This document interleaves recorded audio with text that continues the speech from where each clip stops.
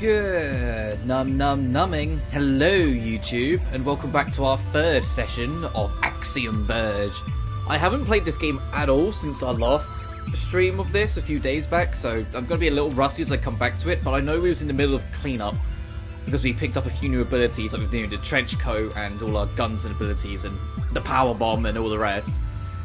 So we're going to be starting there and then moving on. Looking at the map percentage completion makes me think we'll probably finish the game today, but we'll see. We've got to do a lot of cleanup first.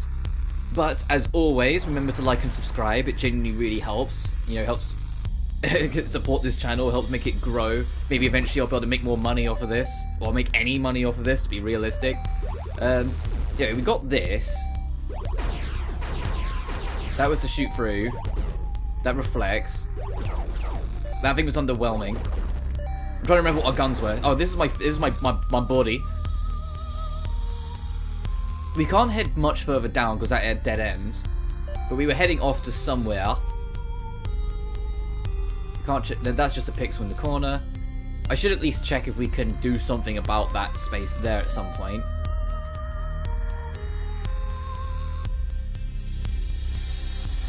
To be fair, I think our ultimate objective,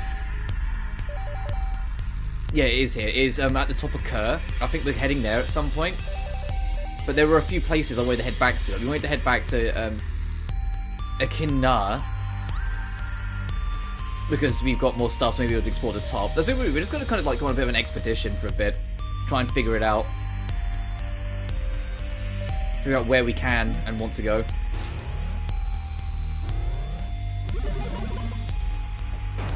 Oh my god. It's only been a couple days, but I missed this game. I love it when you get games that have that effect on you. We were literally only away for like a day or two, and you just think about it. I've been thinking about this game pretty constantly since I came off it, to be honest. This game is like a gem to me. This game is just like one of those diamonds in the rough that just appears and is phenomenal. I think 100% completing it's going to be a monster, but one thing at a time. I'm just trying to think where I actually want to go. I should probably... Actually, no, yeah, I should probably head up. Go into Indy. And then head up.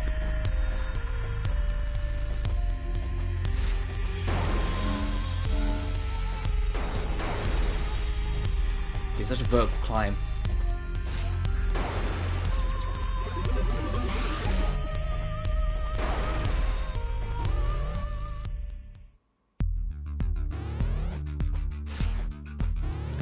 When I finish this game, I really want to watch a speedrun. Also, I'll probably do that in my spare time and whatnot.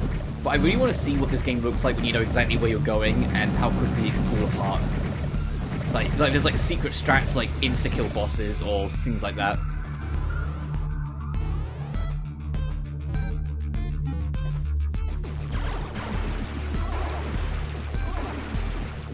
I think, wouldn't it be easier to get this one? We've been over there.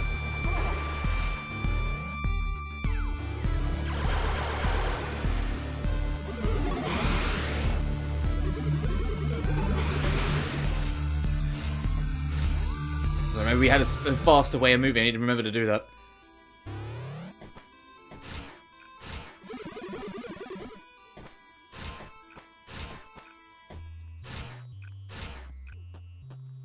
I mean, we should also try and go back and talk to Elsa Nova, because I know she's not too keen on us anymore, because we've, you know, said we wanted to talk to the enemy instead of just immediately killing them. So we have to see if she's willing to talk to us again.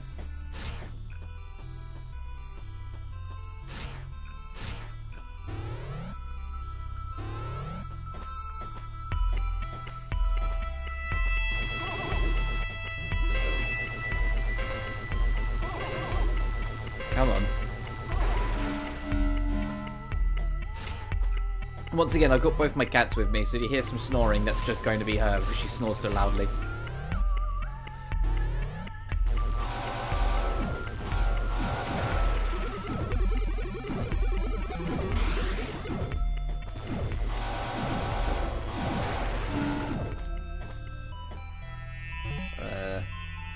I did explore all this, it's just headed over to where Ophelia was.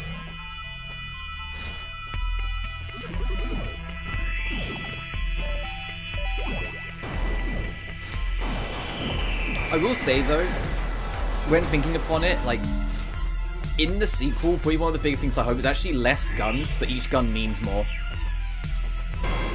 Like, there's kind of a gripe I have a little bit, is that, like, half the weapons in this game feel pointless. Like, they're either too situational, or just there's better alternatives.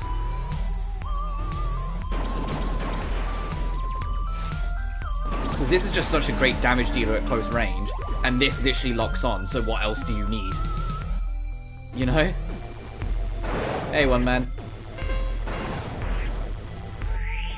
But other than that, this game's a blast. And I'm also, actually, I say that, whilst we're heading our way up, I'm also dreading 100%ing this game. Because some of the secrets we've already found heavily imply that some of the secrets in this game are extremely cryptic. And I dread that. But the game says there's stuff underneath us, so I want to see if we can find a way underneath. What the heck is this? We never actually figured out what the purpose of this thing was, did we? What if I bomb it?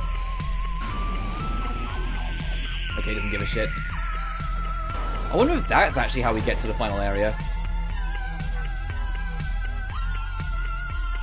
Whoa, ho, ho. What, did you say something else and I missed it?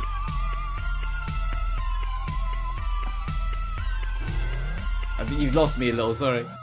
Oh, can I get up here? Fucking... Alright, that's a drop, so that's a shortcut down.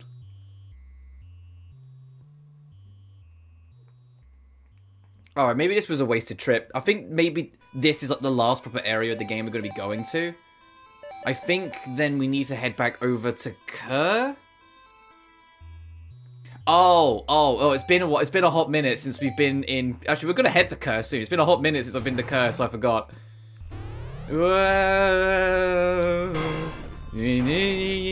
That one.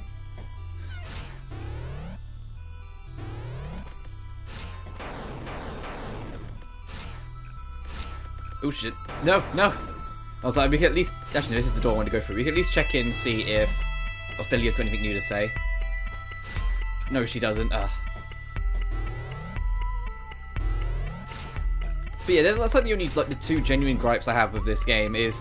I think, like, 100% completion is a bit too cryptic for its own good, looking at what we've done so far.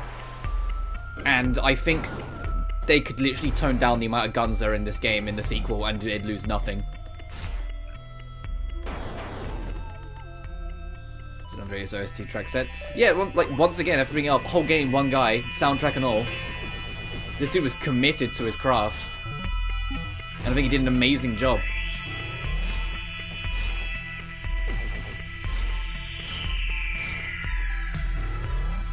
The only other thing I'm dreading, other than 100%, honestly, is, because I want to platinum this game, absolutely, this game deserves it. The speedrunning trophy, great, fucking, so looking forward to that one. Beat the game in under 4 hours? Yeah, that's going to be fantastic.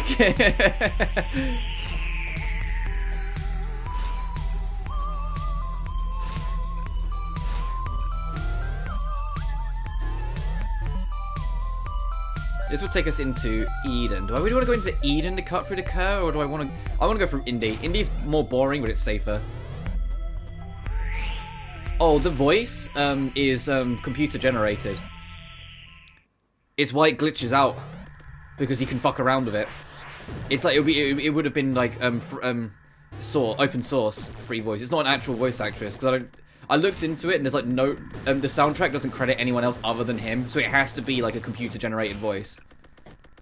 Since those do exist and have existed like forever on Photoshop, not Photoshop, fucking Adobe, whatever it's called, the music app. That like a lot of like retro era musicians use. I know the sequel has guest composers and guest vocalists. Because I saw for like AXIOM VERGE too, it literally says on it like soundtrack by, and it lists like 4 names instead of just 1. I wish they did a bit more of indie. I'm gonna love you. Indie, this area we're in, is entirely one giant shortcut zone. I wish they did more with it. Because it's just a shortcut. Like, I feel like this zone didn't need to exist, and they could have just given us a fast travel at some point. You know? Well, I think that's it, because it's like, you know, no, not the first stream. Some of the honeymoon effects wearing off a little. I love this game, I really do. But there are little things I'm like, oh, they could have done this, they could have done that. I mean, quick traveling in Metroidvanias has been a thing for, like, ages. But then equally, I can respect that this game is very much trying to do its own thing with the formula.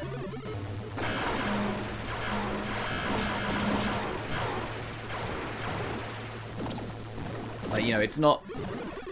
You don't get the double jump to access more areas.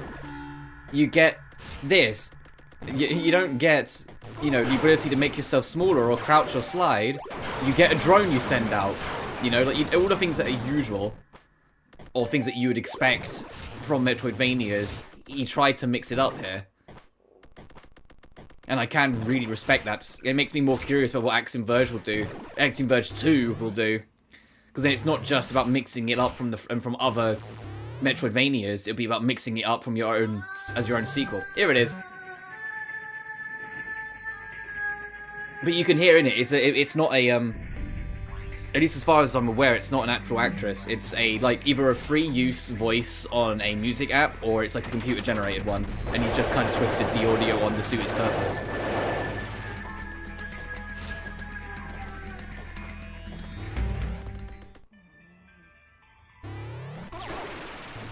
Alright, I know it's going to seem a little time wasting because it's a bit of a hike, but I want to go check up that top corner.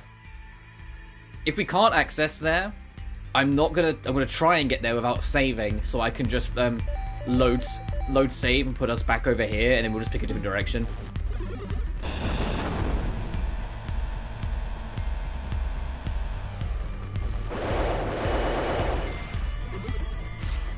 We should be able to get up there relatively quick because of all our kit.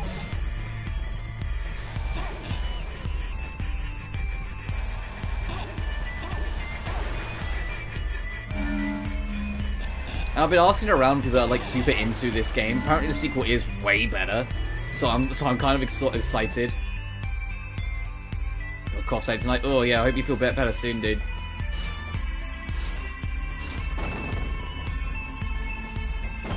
Tomorrow does our stream. Yeah, wish you a speedy recovery. Are you taking anything for it, or are you just kind of winging it? Like, have you got any paracetamol or whatever? Or if it's got a different name in the US for whatever reason.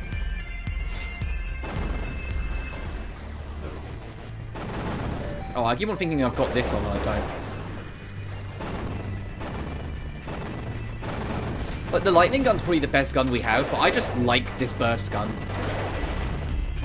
It's got such high damage, and it's like the point blank range, just get in the enemy's face and murder them, you know? Ow. Alright, we have to go up this way round and really get up top.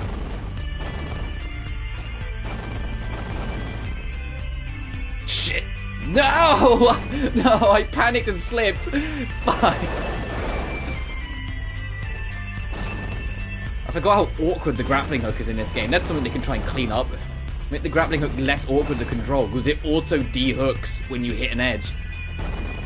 And so it always throws me off. Oh, can I just do that? I was just overthinking it, trying to swerve around. Hang on, I could just glitch through ceiling pieces. So that's not me de-linking, that's the game auto-de-linking every time. Which is why it ends up throwing me off. Oh, I'll go around. Actually. There we are.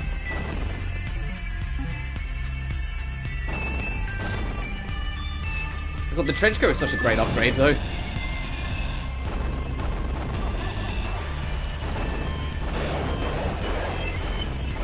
Being able to like free warp anywhere like this.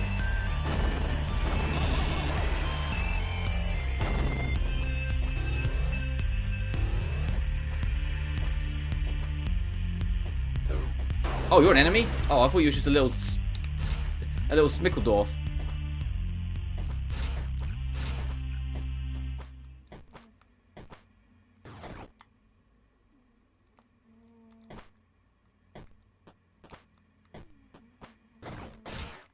shit.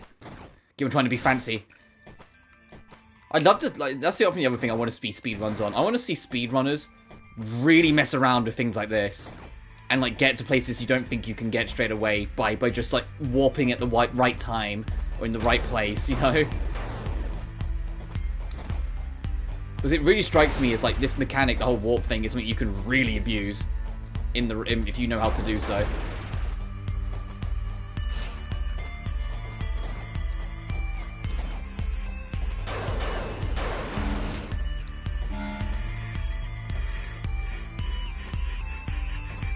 I feel like there's something this sort of way, but well, that's why there's an enemy there, because there's like some kind of path or barricade. But we need space jump, or whatever this game's equivalent's going to be.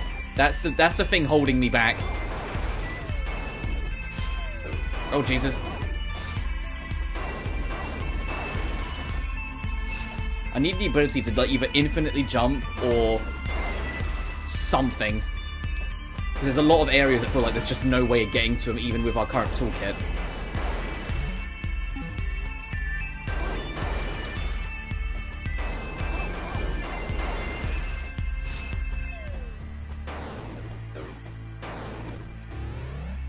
So I looked at my first novel in the series over and realised there's a couple of things. Took a couple of things for granted.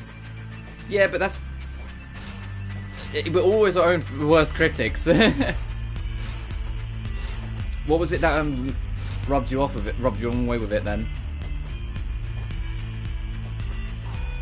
So what do I do with this? Can I nuke it? So I'm still missing something with this. I need to be able to like. I do need space jump. I need actual space jump to get up. Let me at least check this bottom piece. I don't know. Oh, go on. I need to actually find where space jump is. If I find space jump, we're in business. There's one more space I want to check before I completely throw this part of the journey a waste. Oh, actually no, I'll just reset. That's such a long drop. That's such a journey to get around to that point. I'll reset and go a different direction. And if we circle back around, we circle back around.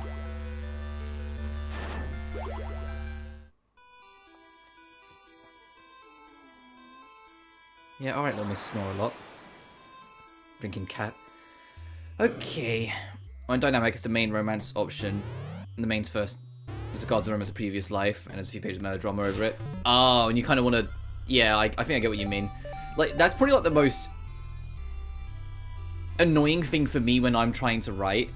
Is when I think it's like genuine drama, genuine problems, genuine stuff like that. And then when I read back over it, I'm like, actually, this is kind of started from nothing. Or this is kind of melodramatic. Or like, this doesn't make as much sense as I first thought it did. And it's like you end up having to kind of sit there and kind of rethink the whole thing. Especially if you've already written a conclusion to it. Because then you have to kind of restructure the whole thing so your conclusion still makes sense. Alright, where else can I go? Is there places in Eden I haven't been to? Let's try that. Let's go to Eden and see if we can find anything.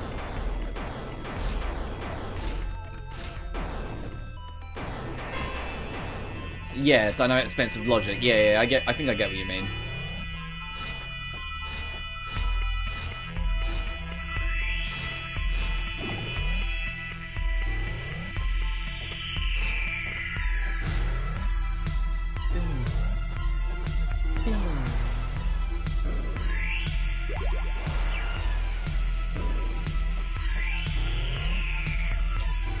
You know what this game would actually benefit from? And it's the tiniest little thing. Because there's so many goddamn buttons that do different things, you know, this is like, there's a button for this, there's a button for this, there's a button for the nuke, there's a button for my drone, there's a button for the grappling hook, there's a button for the gun, like everything has a thing. To just have like a quick reminder in the corner. You know, like how some games literally have like some of the key parts in the corner? I think this game would genuinely benefit from it because every single button on the controller does something.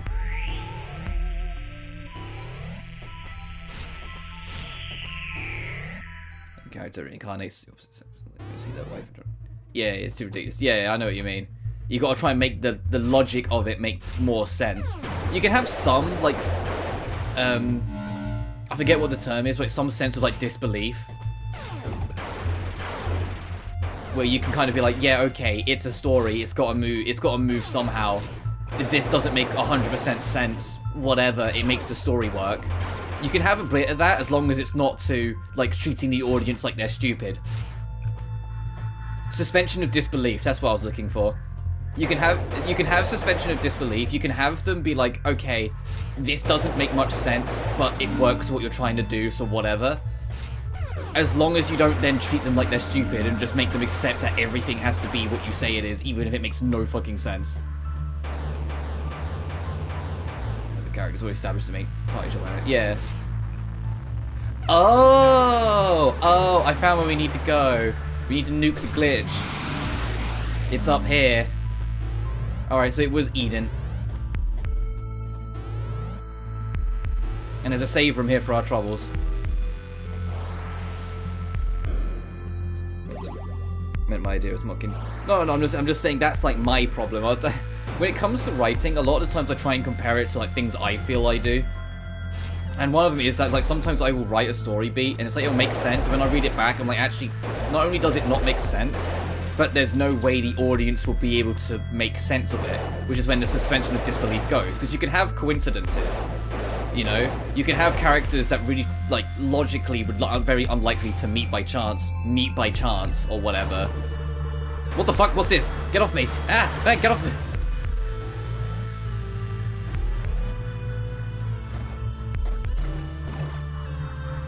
Okay, so the idea that means suspensions to cost the logic, yeah. Oh, jeez, how do I get up? How does this get up here? This can't jump that high. Yeah, no, even if I, like, clip it on the corner, it's still just too low. Alright, leave a marker on the map. Actually, this is a space beneath it, what? Hang on.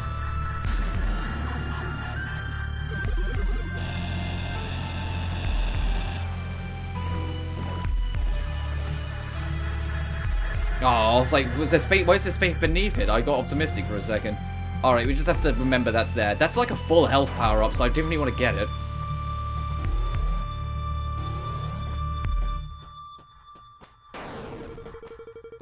Ow, ow, fucking get off me!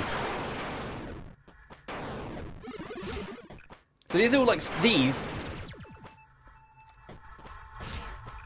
little light sparkles literally drain your life if they touch you. Like, as is, but not sure it's the best option. Do what you do. Sorry, my throat went as I went to speak.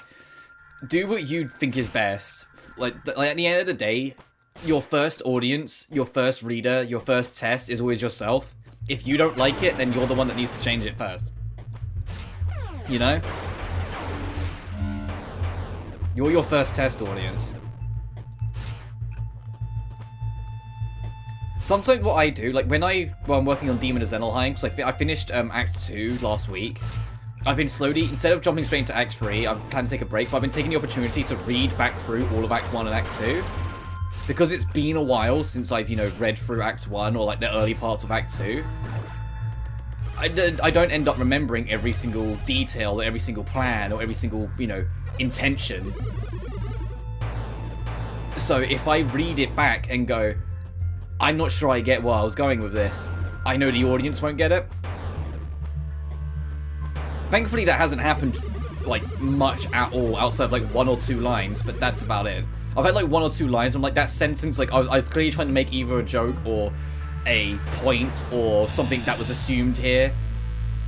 But that ended up not working out, and things like that, but that's about it. Thankfully I've been relatively clean, and relatively safe. Everything I've made with the, oh, boss already? Jesus. Has made enough sense.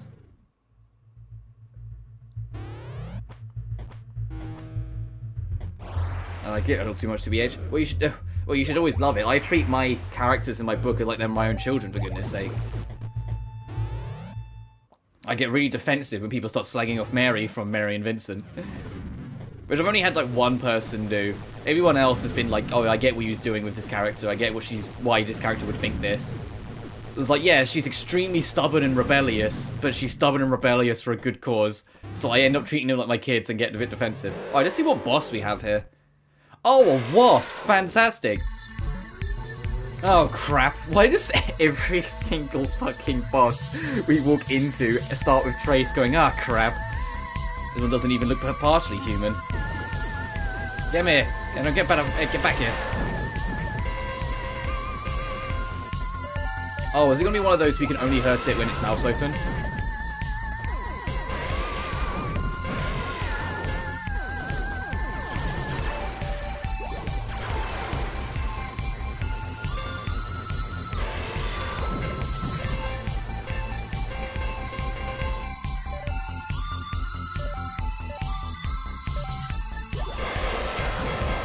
Aha, I was saying, let's just do this, because then I don't have to worry about missing. I know I will hit. Oh, jeez. Does that do anything? Oh, you don't give a fuck. Okay, got it. So this gun's good just for the infinite range, almost. You know, if you just shoot and don't think, you're going to hit something. Ow, fuck. Oh, that does a lot of damage. That's a lot of damage. I need this guy to push back a little.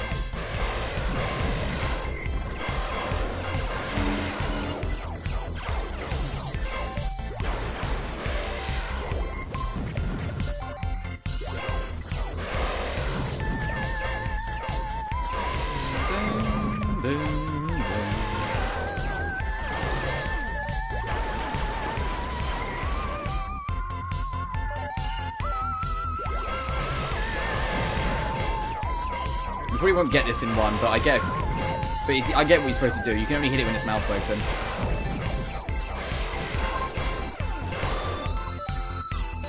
It's these fucks that are more the problem.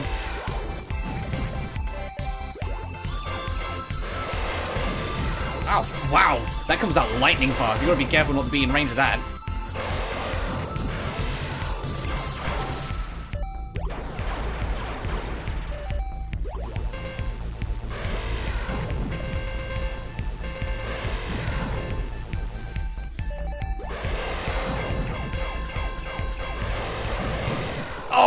Oh, I was optimistic. I was like, if I just stay here, if I just wait here.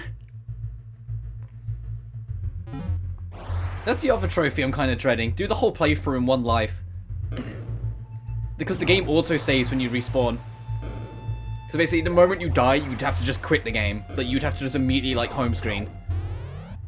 Either that, or upload your save to the cloud at, like, key moments just to kind of be safe, and then just upload your save, then, like, download the cloud save when you, die.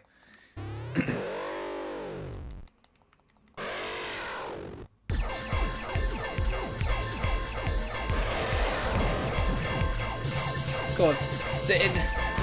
It's only when you, like, start your second attempt, you see how close you were, sometimes. Because, like, this enemy was, like, red.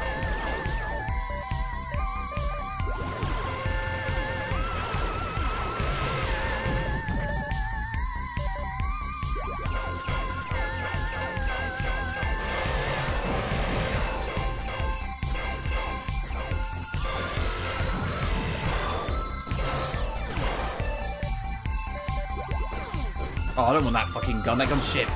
Why is the good gun between two god-awful ones? Like, it's deliberate trying to catch you out. This one's terrible, and this one's even worse.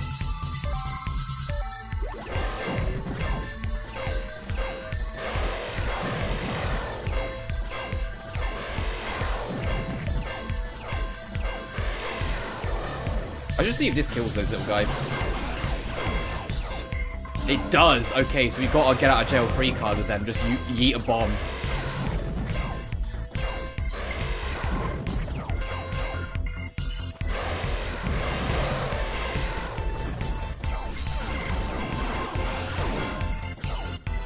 Oh, I still got caught by one though. This guy's good. This guy's actually kind of tough. Fuck.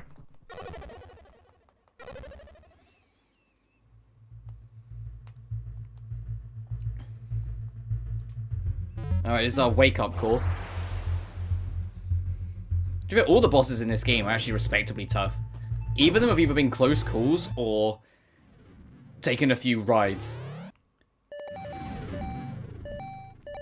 The other thing is that I don't think this gun does much damage at all, which is why it's like not doing anything. Whilst this one, I think even this would do a little more. If we were in a good position, like if we could get up above it, which I don't think we can, that would be perfect. So we could just keep on aiming down in its mouth, but... That's god-awful, has, like, no range. That is, like, really slow.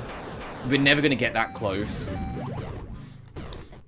I don't think we're ever going to be in a good position where this will make sense. This is a good run clearer, as you can see, but that's about it.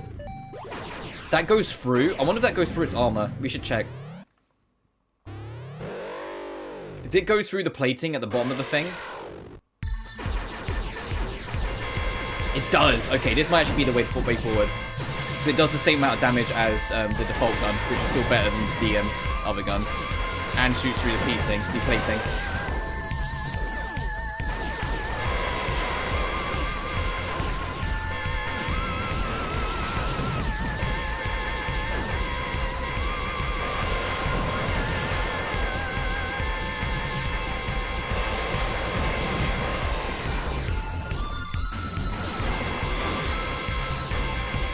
What does it mean to shoot that last one? Oh well.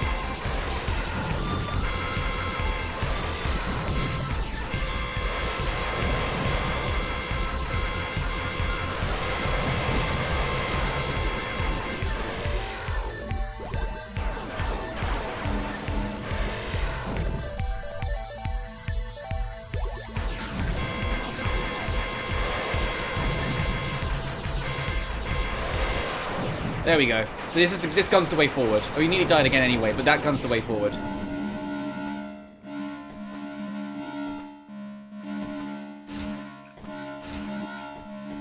Alright, let's see what we get for our trouble.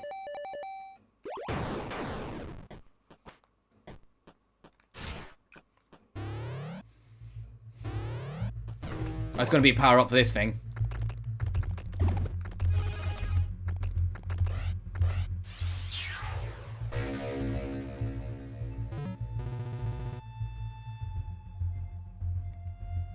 What? That's... Yo, that's sick.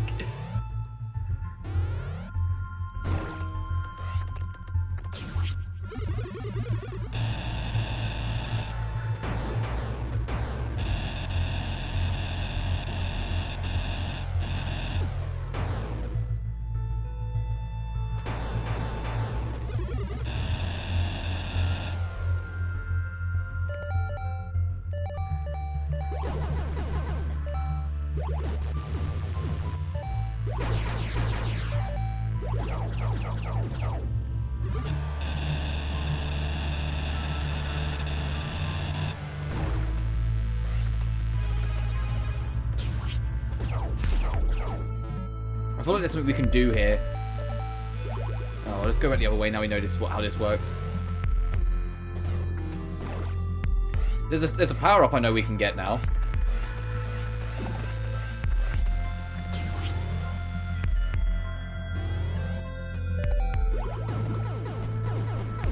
So still no space jump, but that's kind of cool.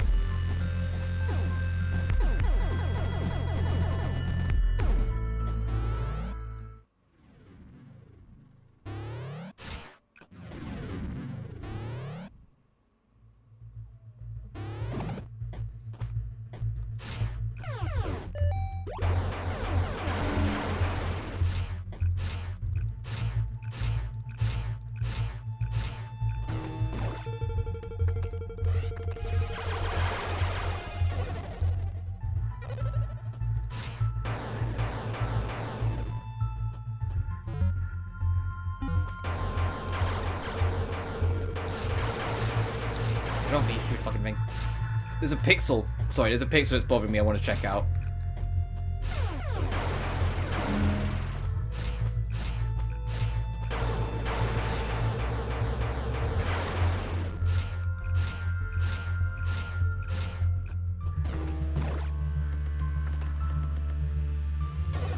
Is it literally like... Okay, it was literally just that edge. Okay, got it. I was overthinking it.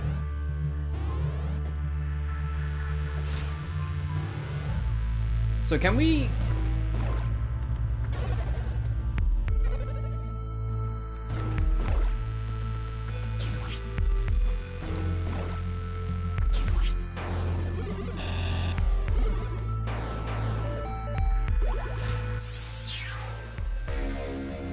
Oh, We can... I forgot this warp allows us to go through double blocks. That's so we didn't need to go back around. Right. I remember now.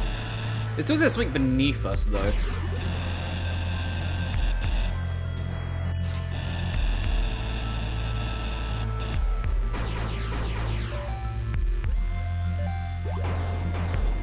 When it's things like that, it makes me think that there's like another secret, like, cryptic code somewhere.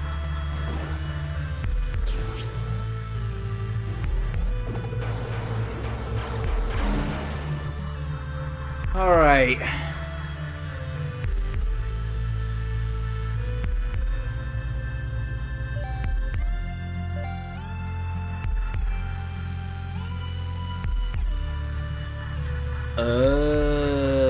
Now I know we get to that extra bit in Absu. Because we could only get our drone in there and it couldn't affect anything. We get ourselves in there, I get it.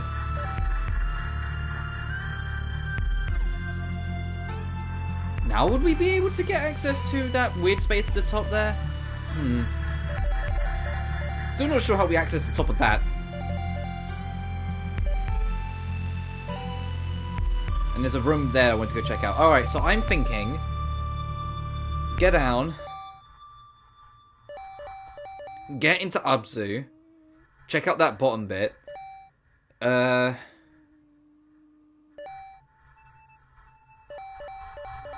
We know we can't do anything there yet.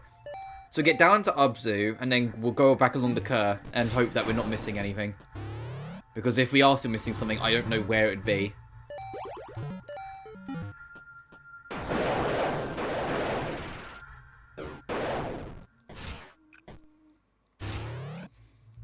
I'll save.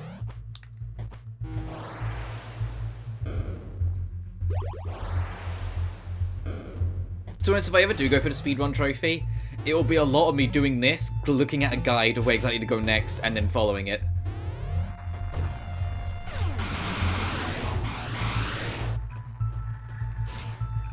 Well, I'll follow a guide to know exactly where I'm going instead of trying to commit it to memory. Which I know is like sacrilegious in a Metroidvania, even after the first run, but still, just so I can try and get it.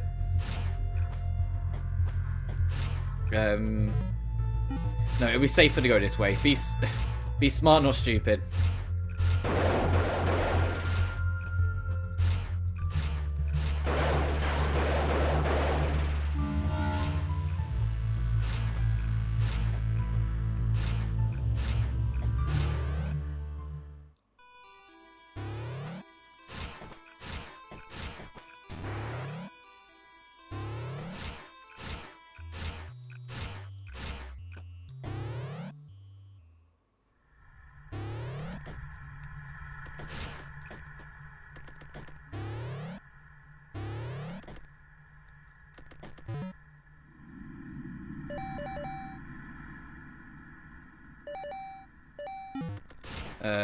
I think it'd actually be quicker for me to take this exit and then go round, because where we'll come down into in that area in Abzu, if we go down there, we'd have to go the long way around.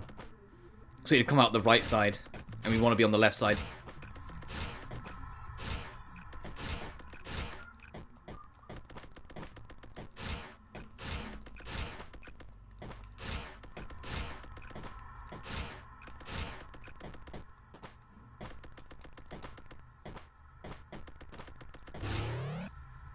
Oh, and I'm also aware this game has, not necessarily alternate endings, but you basically get an hang on.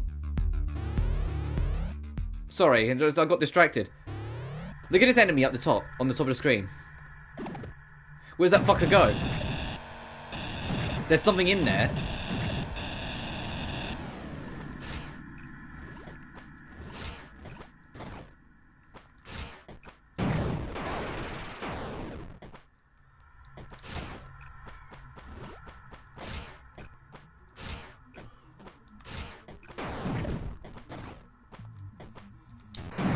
Hang on.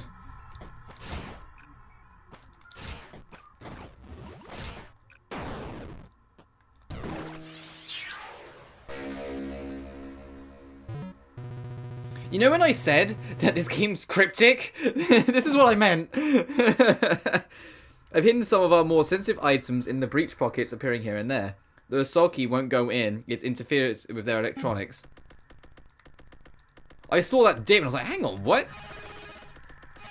Oh, and this is how you're supposed to find your way through. Got it.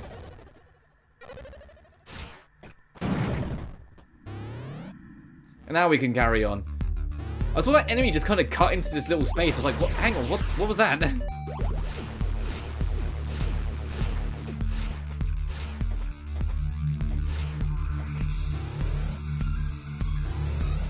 when I go to 100% this game, it's definitely going to be with a guide. I'm sure it'll be really fun to try and figure it out myself, but at the same time, I've got all my life.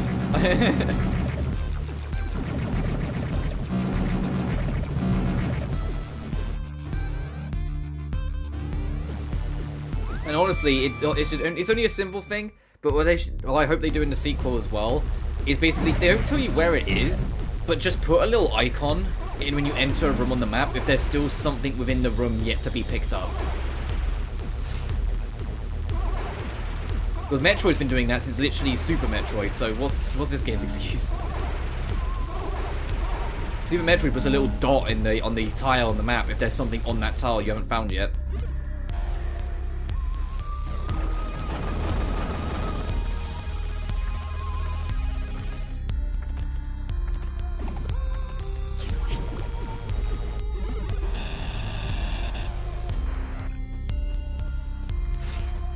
Aha! There's a door down here? I was meant to just be a pickup. It is a pickup. What have we got here? Say space jump. Say space jump.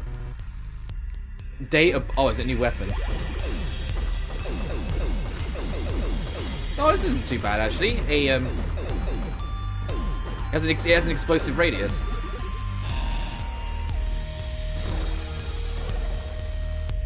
It's actually worth the trek.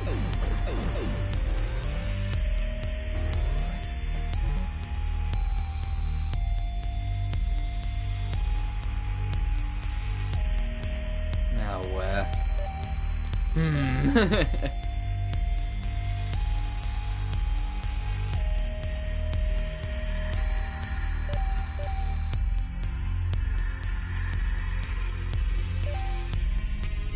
So I think the only place that makes sense is right at the very top of Kerr. I mean, we were just there, but I don't know if our current ability will allow us up.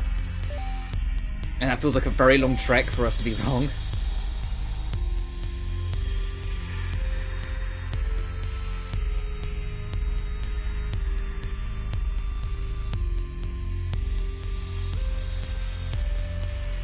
And there's that weird floating thing in Yukina at the top, but I don't know if we'll be able to do anything with that yet.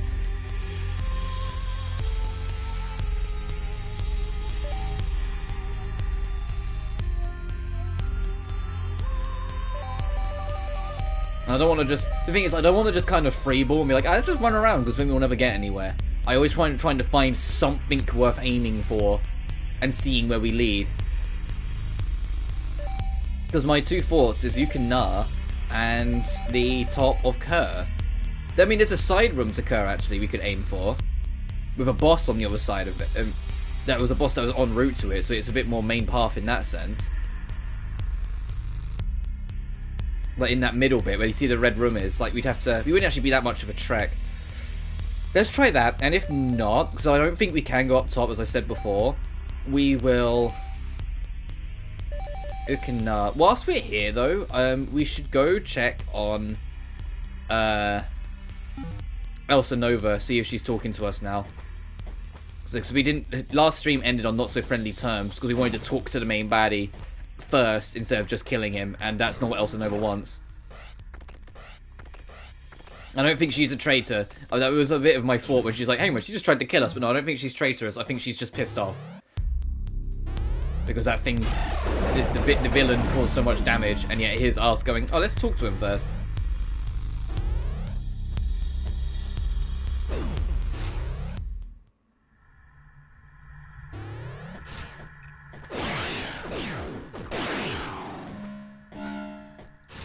Let's see.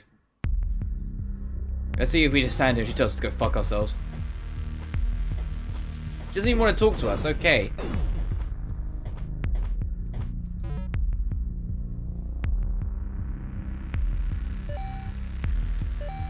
So we need to get over to Kerr. What'll be our quickest route from here?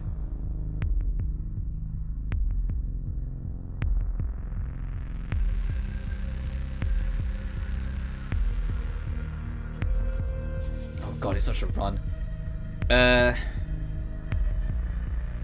Down. Right, down. Fucking, let's just start moving. I know where I'm going. It's just a long-ass trek. Well, I say that, let's just cut through Indy again.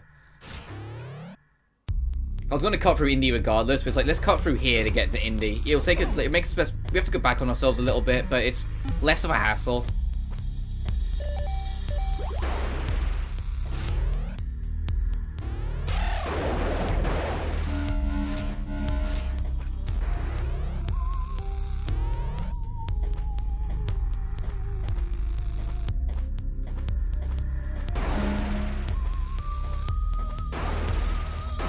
Moments like this where I kind of, it would have been grateful to have some kind of quick travel to be able to like walk between save points, or at least walk between the robots, because then you still have to do a bit of traveling and a bit of work yourself. But you know, the robots are like, there's like one robot per zone minus like 2 or 3 of them, so it would still be a pretty helpful quick travel. And maybe that is a thing in this game, but it's just they don't give it to you till like way fucking later, especially when you go to 100% the game. 100%ing the game would be a lot more convenient if you can warp a little more.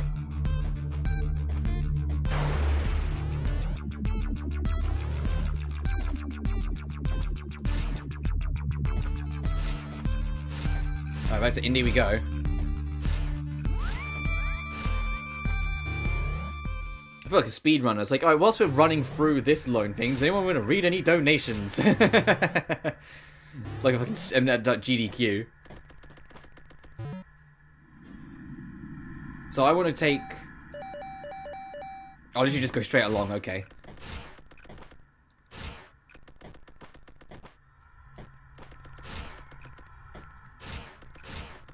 So that's the truth of 100%ing the map tiles is going to be a little annoying if we don't get any kind of space jump, because it means I'm going to have to manually do this at like every single platform just to fill it in.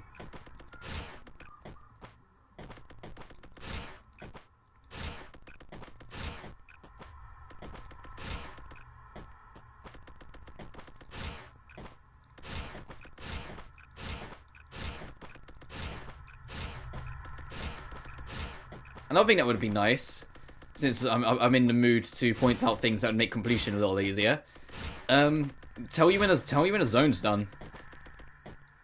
Like, if there's nothing else to get in Erembu, for example, let me know. You know, the game should have something that just says like 100% done this zone.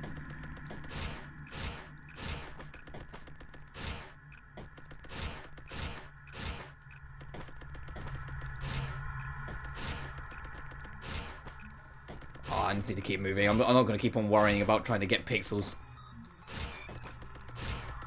Look at this. That's just...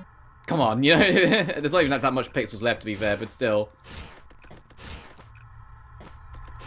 I think they give you these little lips at every bump, which makes me think they do expect you to do it this way to max out the map. And they just put these bumps about every tile is something you can't access.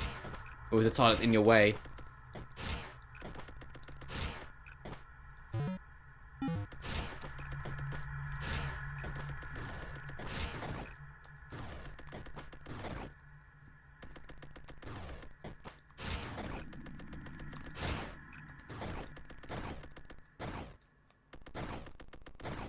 Aha!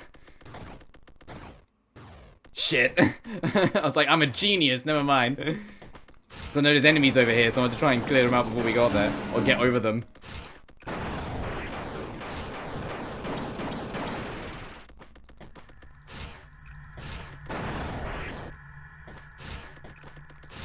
Guess we can't even reach that. There we go. That's all cleared out, let's move.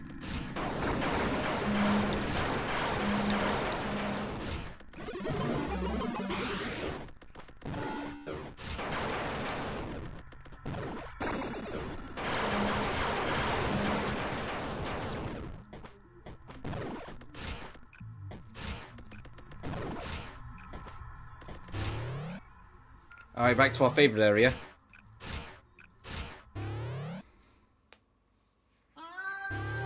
Wait, how do we get up there?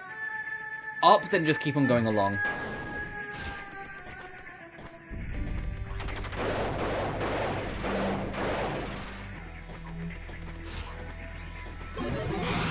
back to the back door of Eden.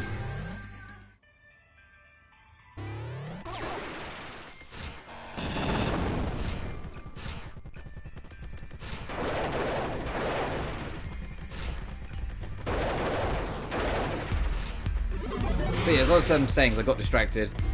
You don't get alternate endings, you get an extended ending. If you 100% the game, you get an extended ending, and if you beat the game in under beat under the speedrunning trophy, get it in under 4 hours, you get like an extra scene on top of the ending. So basically, the more work you put into it, the more little extra like conclusions you'll get. Like you still get the core ending, you just get a bit more explanation, I suppose.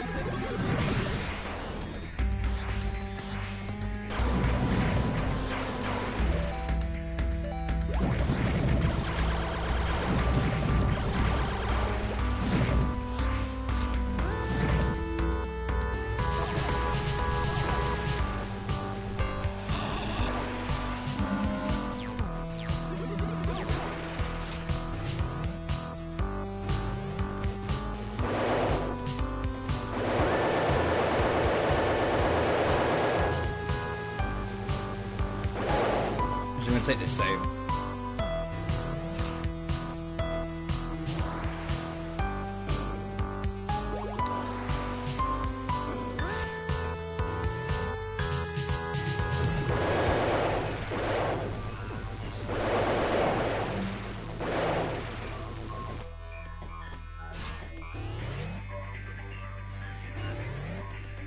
Oh, this was the giant thing walking towards us, got it.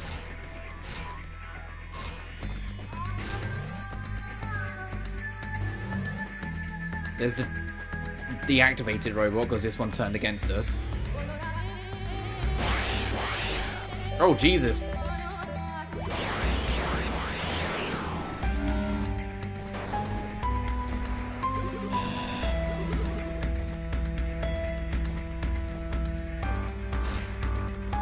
Damn it, platforming. I can do it.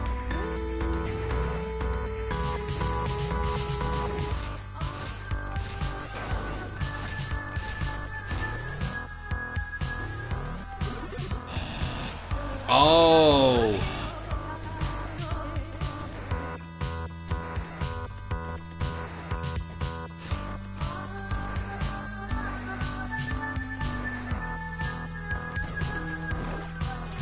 Yeah, there's something here and we don't know how to get to it.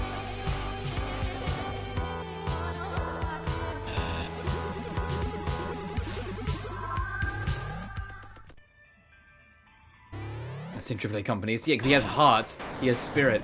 Alright, so if we can't access that corner, because we don't have something, where the fuck else?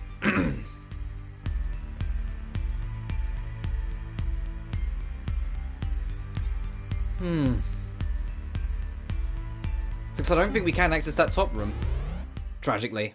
And I don't know what I'm missing to get into this.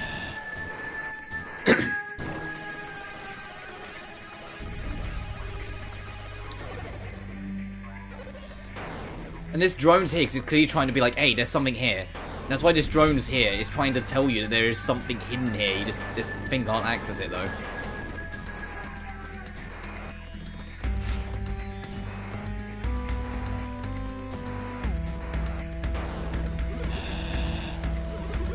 Still, a March paycheck could be even more fucked.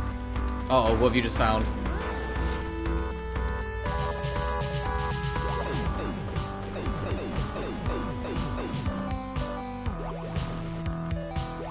Ooh, that'll be a fun fuck around stream.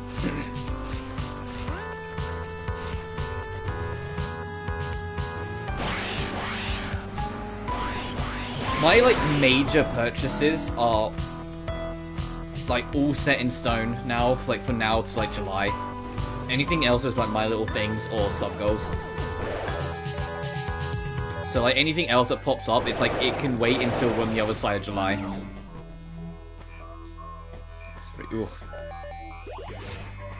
My only major purchase in March is Riser.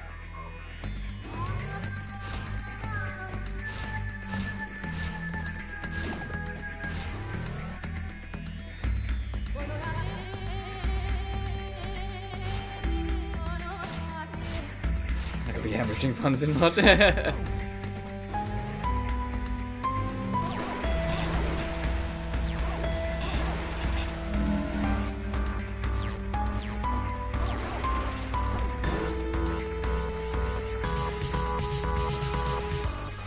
How does this guy get in here? Ow.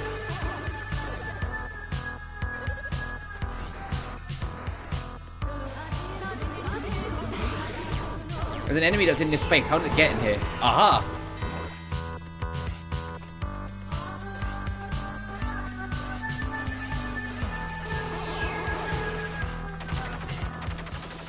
Once again, this game's being cryptic as fuck.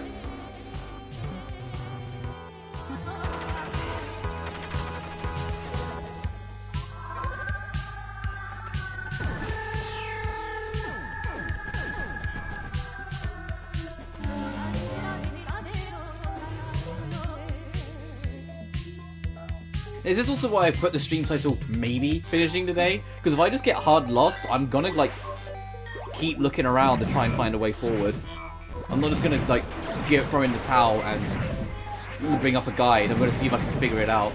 Because that's the part of the fun of Metroidvania. As I said, I'll only bring up a guide for 100% completion because that's when this game is fucking proven to me. It's gonna be way too cryptic to enjoy. Like, it'll be fun when you actually do find something, but they'll be few and far between and get fewer and further between the further you get along.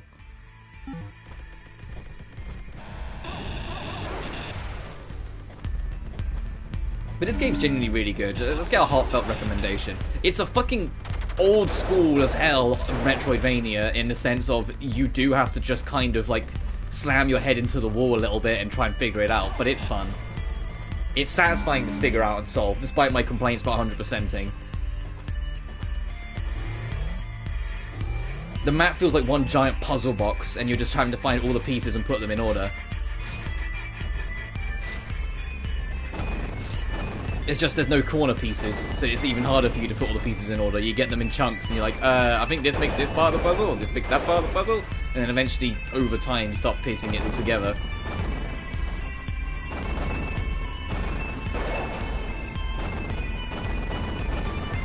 Is there a quicker way to get... I don't think there is. Alright, back to Spider-Manning.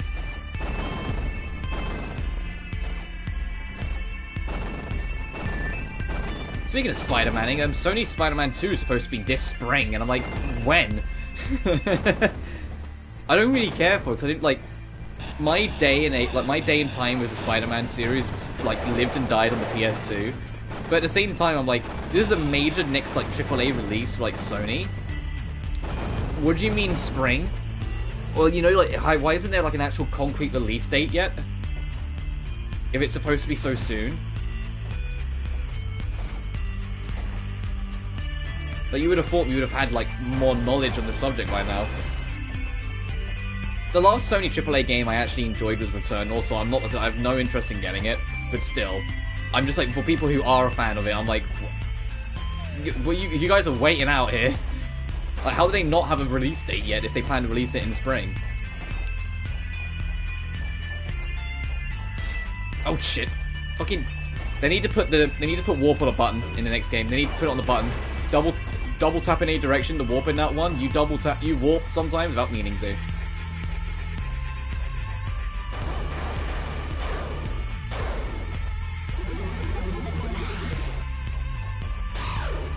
I figured it out.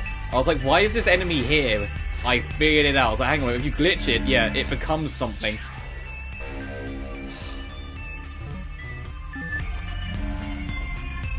This fucking game. Oh, and there's a file here too. Yep, I had a feeling. That's why I dropped down. We know that the mind, like Elucid's algorithm, is eternal, existing equally across all universes in which it appears.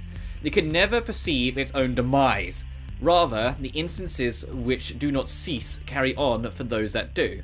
For most of us, this happens without us being any wiser. But what of Uruku? This is not so much death as a deadly, aberrant dementia. The algorithm itself is twisted, changing from one moment to the next. There is not any one point at which Hephaestus ends and Uruku begins. Simply a continuum of torment. What's in Mario World Mechanics? Here I were I to die now, would I awaken mercifully as my former self, or as this amalgamation, forever seeing danger in every shadow?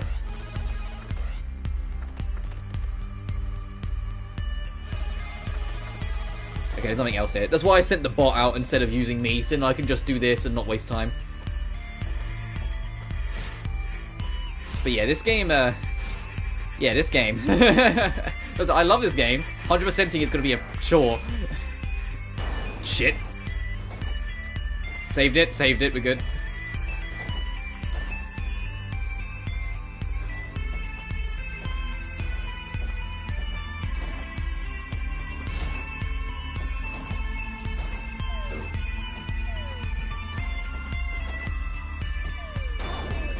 I like a little sound effect when these enemies jump off the scene. They go woo, woo. Right, so when I inevitably can't get through this door again in a second, now what?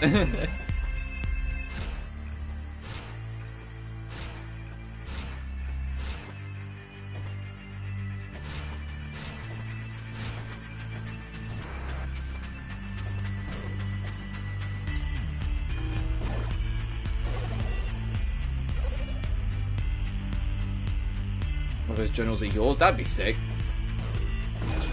Aha! Aha! Fuck! You can preemptively pull yourself out of it by pressing triangle. Aha!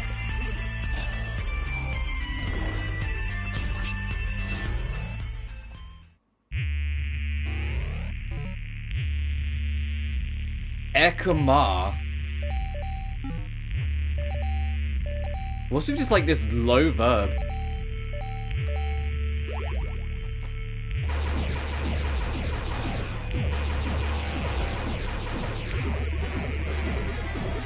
Oh, you can't glitch these things. Oh, okay, and it's kicking my ass. Ow!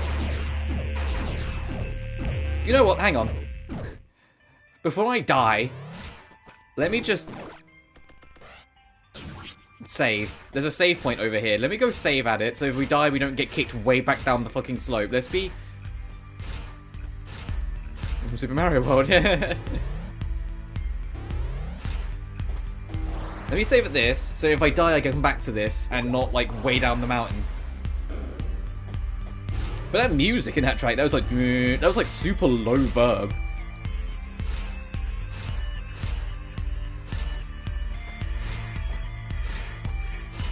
You know, it also, this game kind of, I know it's like, it's Super Metroid inspired, but it also kind of reminds me more of Salt and Sanctuary. In terms of, like, how astronomically cryptic it can fucking get sometimes to find your way forward. Like, no one naturally finds their way into the Sanctuary, the Sky Sanctuary in Salt Sanctuary. No one does. You learn it the hard way later.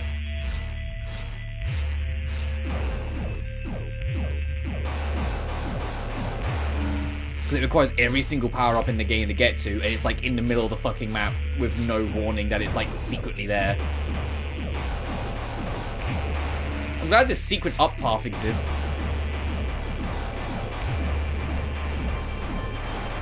So I can clear out the enemies, and then come back through it to see what's actually going on here. Oh, Trace. I have seen this kind of barrier before. It requires special keys to bypass physical objects carried by Sudrons. Okay, are you going to apologise for killing me earlier? Trace, that was her apology. I think I'll just go look for the damned key now, thanks. Alright, so we need to actually go find actual keys, good.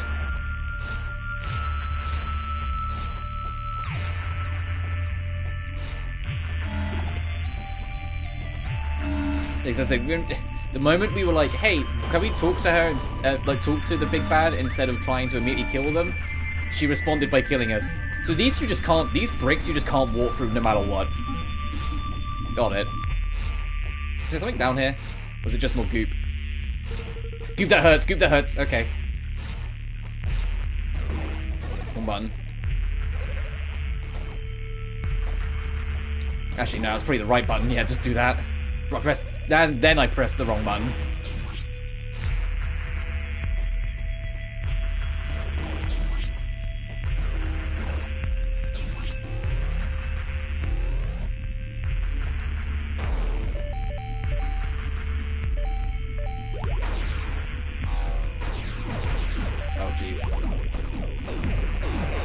Yeah, stay stuck there, you fuck.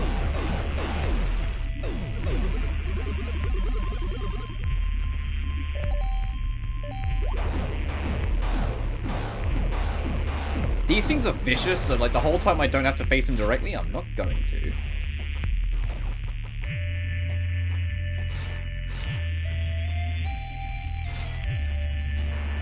Oh, I had to check. Look, there's something there. Another key.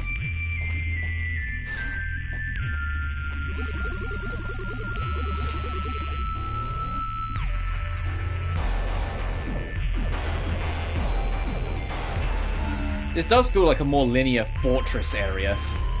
Like your Bowser Castle comparison might not be that far off. Like, it does feel more like, okay, you're only going to go this way, you're only going to go that way. There's literal keys blocking you off from X areas. You can't even glitch some of the enemies here, you just have to live with it.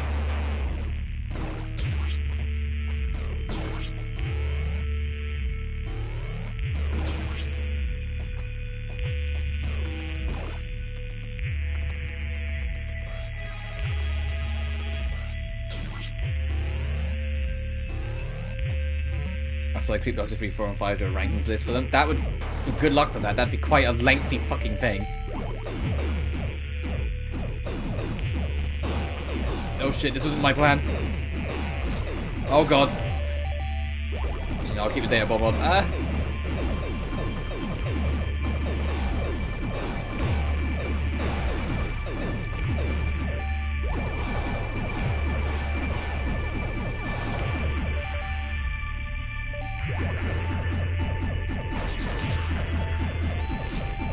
Oh god, there's another one. Fucking, I was gonna say, hey, lure it over here. The idea phase went out, yeah.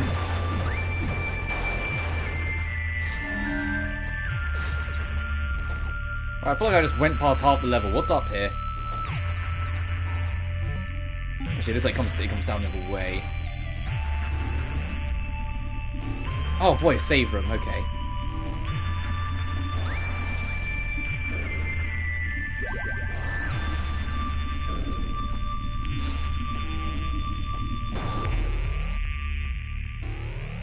I mean, if you're... It's a good idea, but it just seems like one of those ideas that will take fucking forever.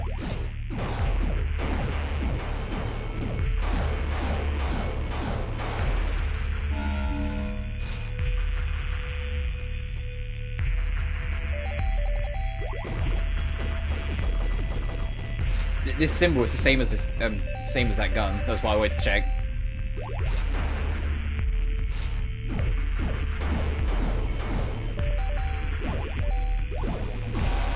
Ah!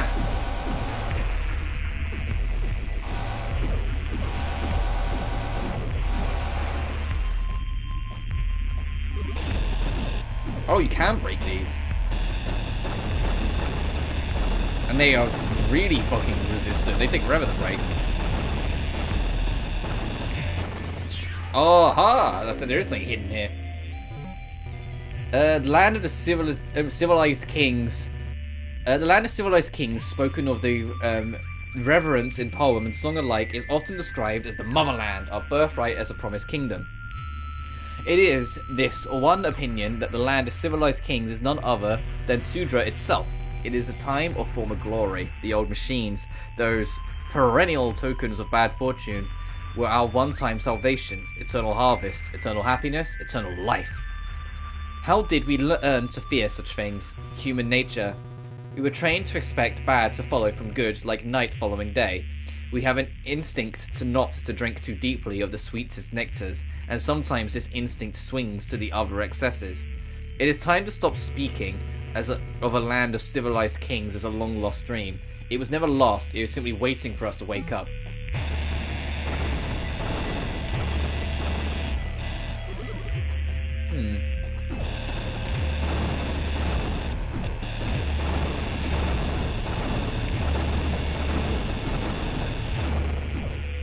Make my own cover, I'll just hide in here.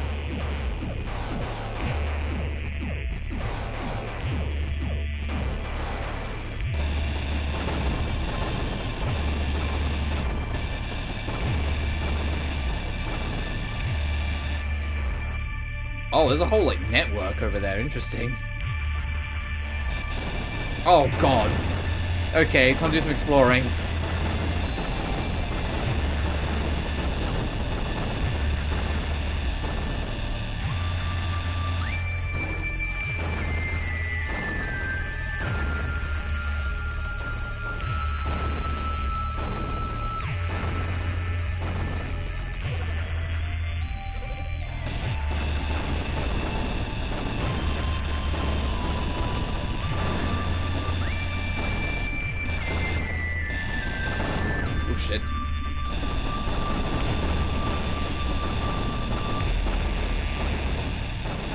Probably all going to be a waste of time. I mean, probably, but I got to check.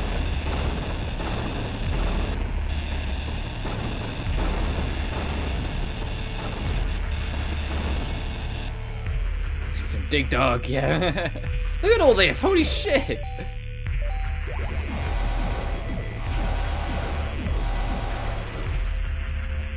Oh god. Okay, so you literally have to proceed after a while. Got it.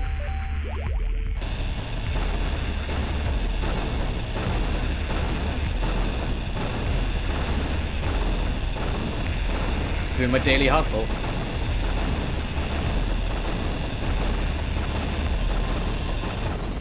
Aha, what did we pick up? Oh, one of the keys.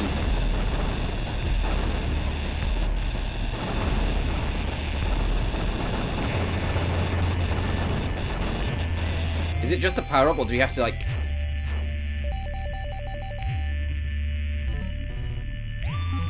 Okay, so that's how we had to go find that. Got it. It's just time to daily Genshin. Yeah.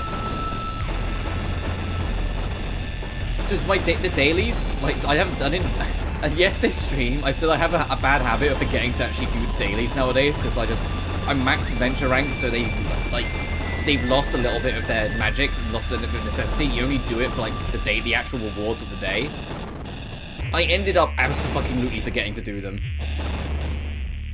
I straight up just didn't do them yesterday.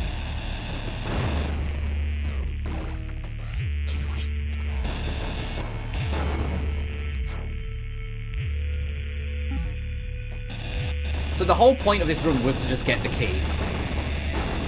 So I don't think there's anything else here.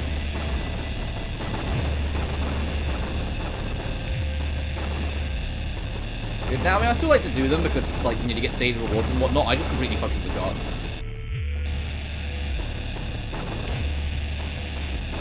Because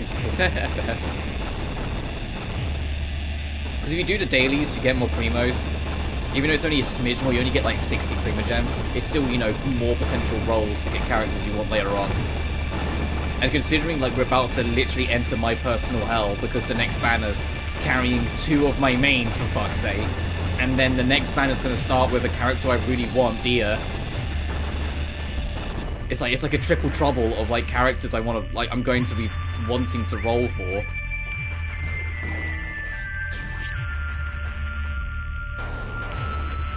But at the same time, also, I haven't rolled for anything in forever, so I've got like 300 odd spare, so I know I'll get... If I get like each one once, I'm good. Come on.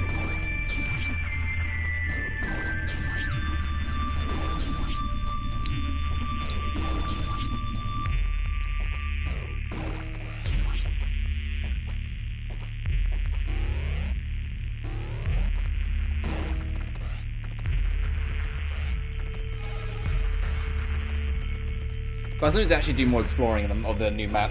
It's just they got so goddamn cryptic, I just haven't got around to it.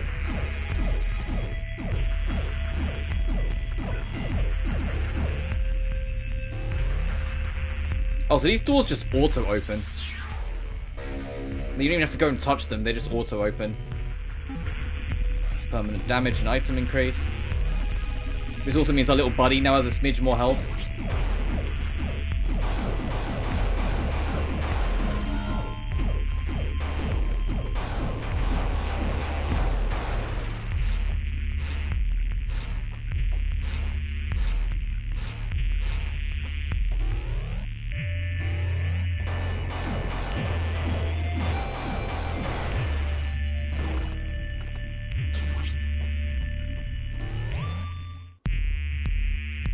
Oh, the music picking up. The beat just got a bit big, like it got a bit quicker.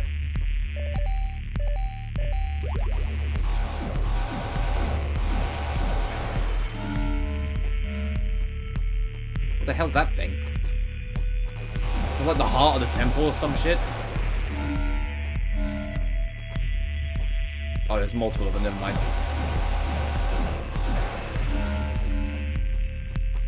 But how many of these drone things have you got?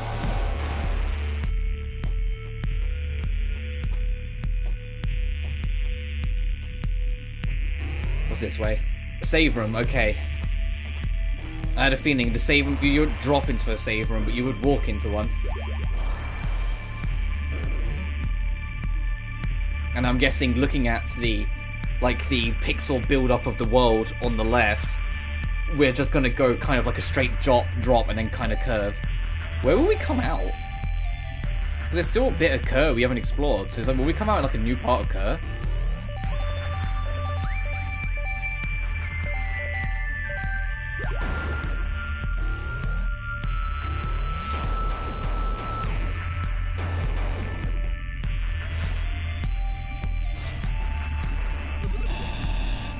How do we get that?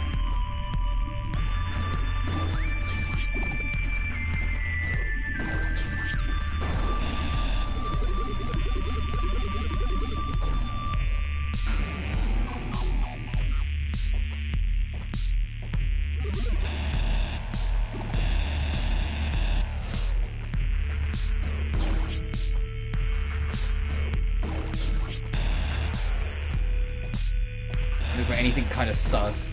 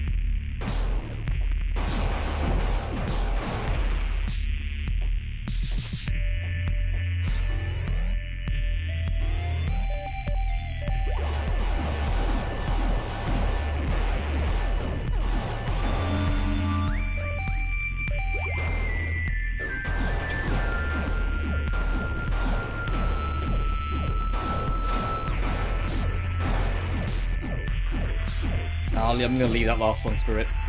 Oh, another save room? Okay. Oh, fucking 2 exits to this room, okay. Why would I want to take the upper one? That leaves zone. What's beneath us then?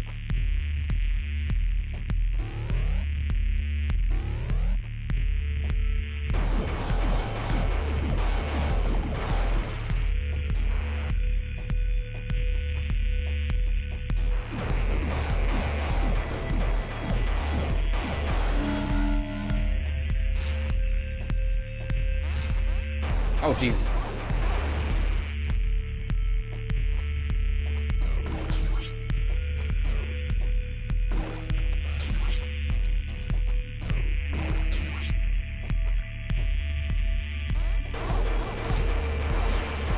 Get off me! Those things are insane damage.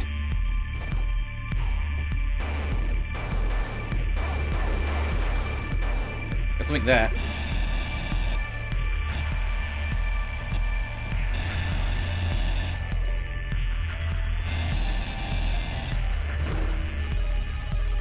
Why does it drop here?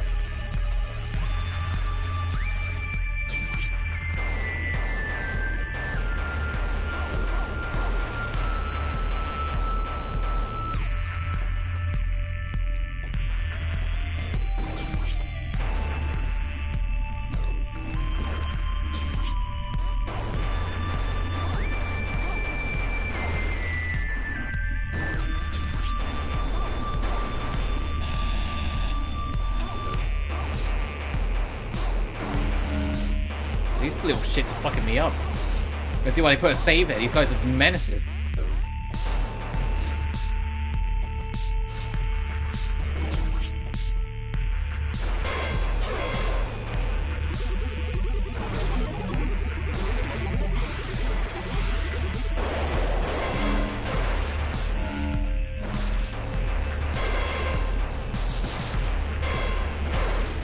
Oh, and because this track's got a faster beat, it finally kind of proved the thing I've been theorizing for a while.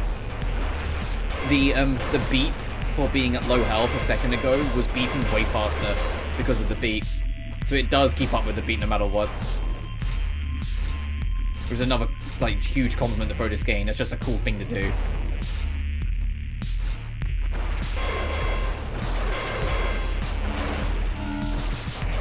I don't really want... This seems like a very long detour. I don't know where we're aiming for here.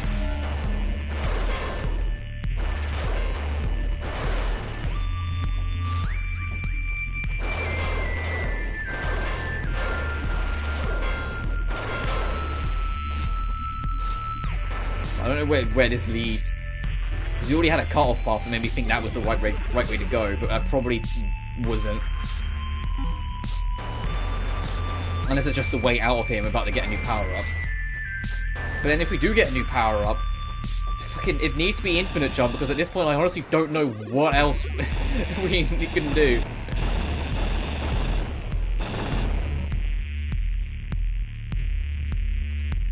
I just need to adjust. Ugh. Got a bit of an ache in the back of my neck, so I'm trying to sit a bit more comfortably.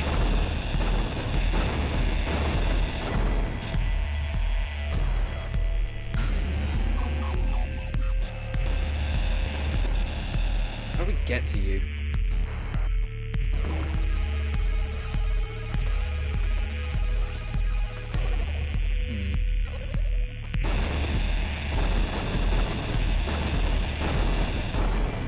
Unless that's what we're going to find out up here. There's going to be a new power-up. Yeah.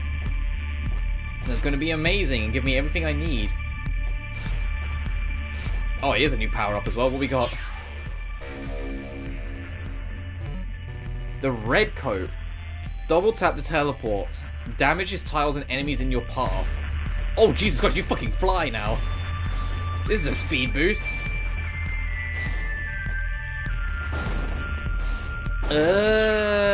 Oh, so that's how we get access to all these little corner blocks. And we can now also travel 3 blocks at a time. Oh, Jesus Christ, there's walls that are 3 blocks wide.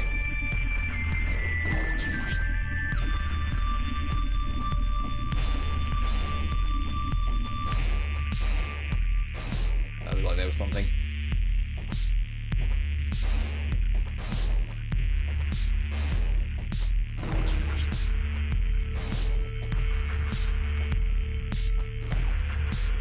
Come on. Am I supposed to find an alternate means out of here? It's not letting me warp up.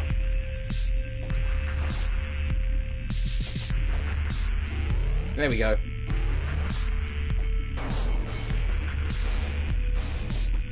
Wow, this is way fucking quicker.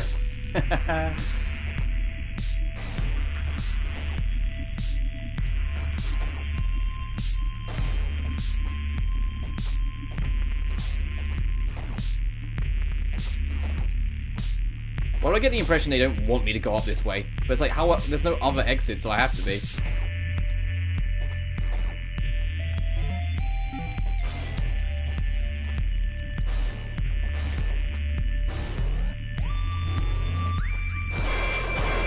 So it does damage enemies you walk through. You are just a walking hitbox, so that's kind of sick.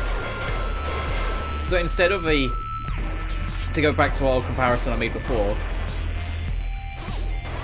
instead of it being the, the default suit, the various suit, the gravity suit, it's no coat, sciencey coat,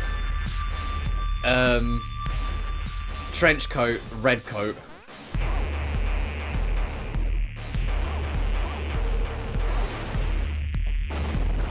Fuck! Oh, I could shortcut through that? That's kind of sick.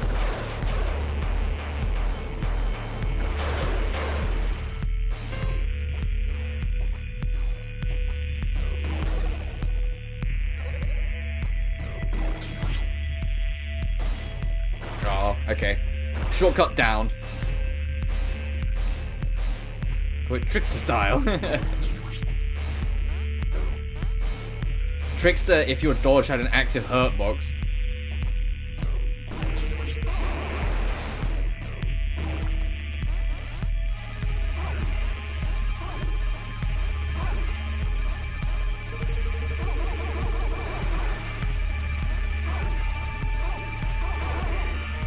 Damn. I was like, can I try and kill these things with this little guy? Just so then I don't have to worry about dying myself. But there's still a bit of cleanup we need to do in this area that I want to try and do.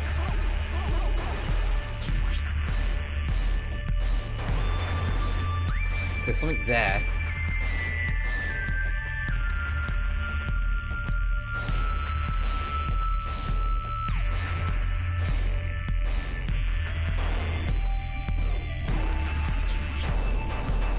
Okay, no, they dashed.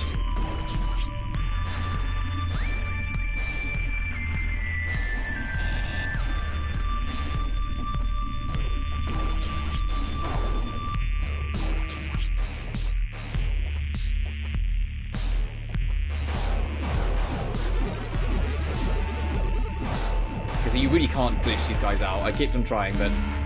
And he died for the trouble there. I mean, not it would have mattered, because we're literally right next to the save room we were in if he died. But it'd be nice just for, like, the pride to be able to be like, hey, yeah, I made it all the way there and back fine. Yeah.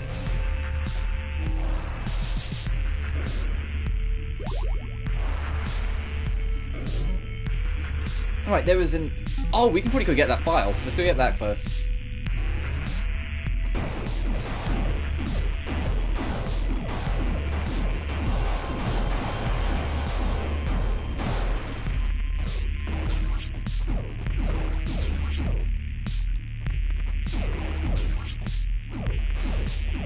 Oh, you did come back to come down, good.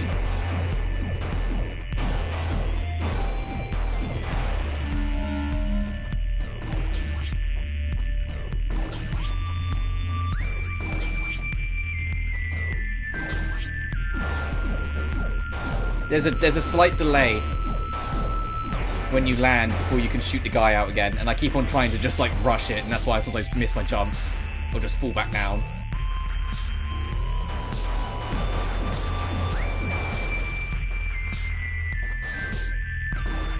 Wow, you can yeet that thing if you zip then shoot.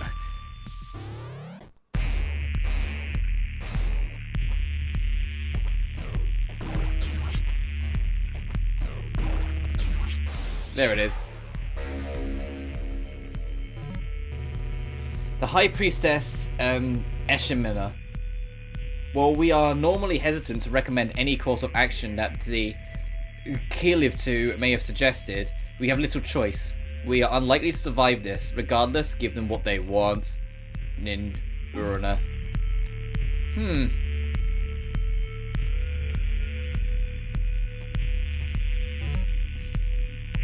can get rid of that. Alright, I think we're done with this area. Also, that one goddamn block.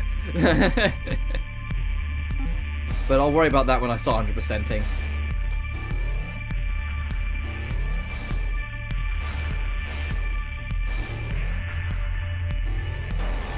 At this point, I am a little bit in there, just trying to get a move on my mentality.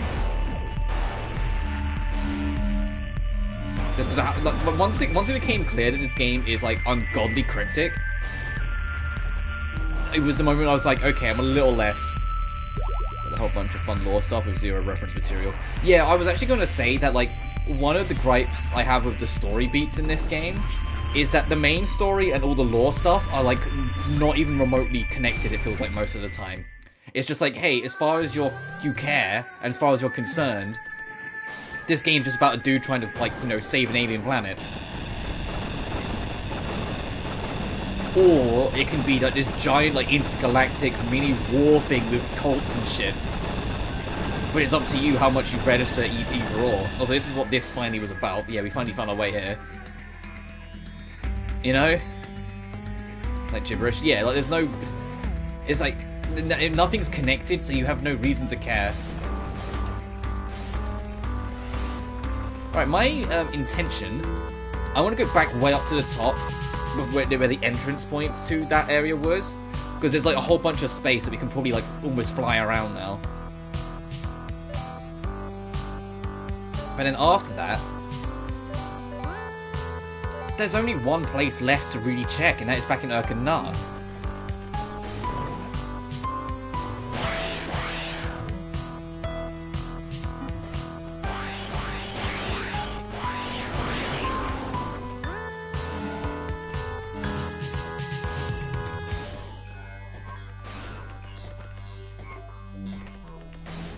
Or this would be a bit quicker to travel around.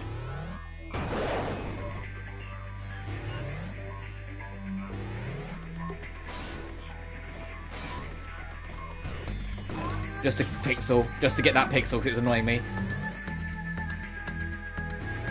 Just track when I'm streaming Nev SVS. Yeah, just like, alright, so we got this grindy section now. Let me just play some like nice like beat in the background whilst we do this grind work. I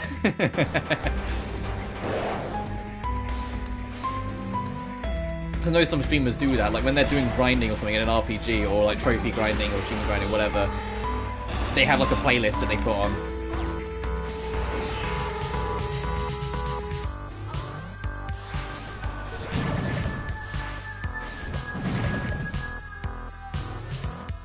I think that's the thing, I've said it before. This is a good... I like this track. I really like it. It's like one of my favourite tracks in the game. But we're in this area so fucking much that it's kind of lost its magic a little bit. Which isn't the track's fault. The track's good composed. It's just, you know, the amount of map it covers and the fact that it always starts from the beginning. I think if the game had some kind of like music memory system and like remembered where the track left off and continued from there, it wouldn't be anywhere near as bad. It's just the fact that every time you enter a room without fail, you immediately hear the it's like, you know. So I want to get back up to the top. God, you fucking zip. Yeah.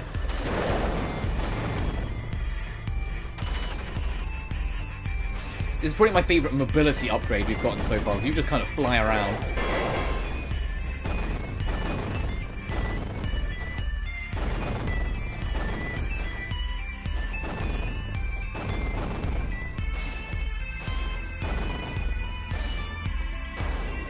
I do really want... Oh, shit. Once again, double tap, it just sends you off. There are pixels over here that I kind of want to... Hang on. Okay, there's nothing. Okay. Also, so there's pixels there that are annoying me that I feel like I should check, but no, there's nothing over there.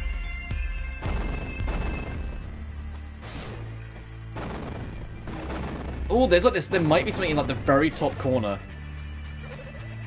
Do you see that? There's like a gap.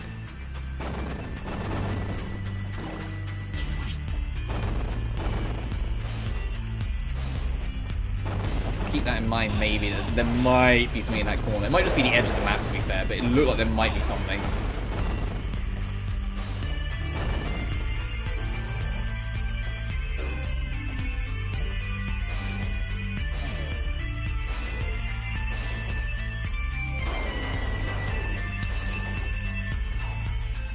Oh, this is... No, we don't want to go this way.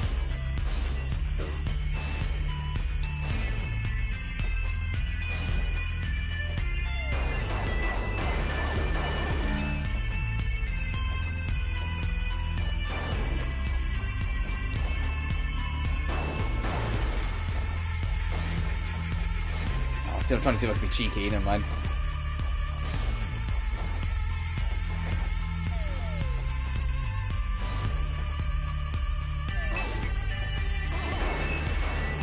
If they bring this warp back in the next game, please, I swear to God, put it on a button. Double tapping the direction you want to warp. Not the most fun thing in the world. It's wonky as shit.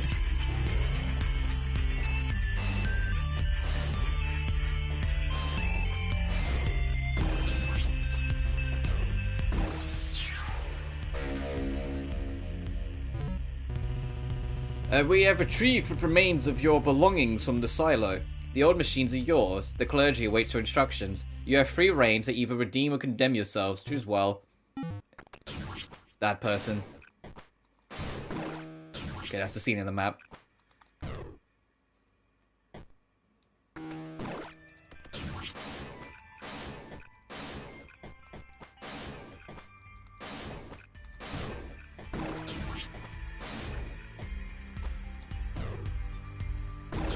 So 100% the map, it really does feel like though we still... Okay, there's nothing up here, but it's still worth checking.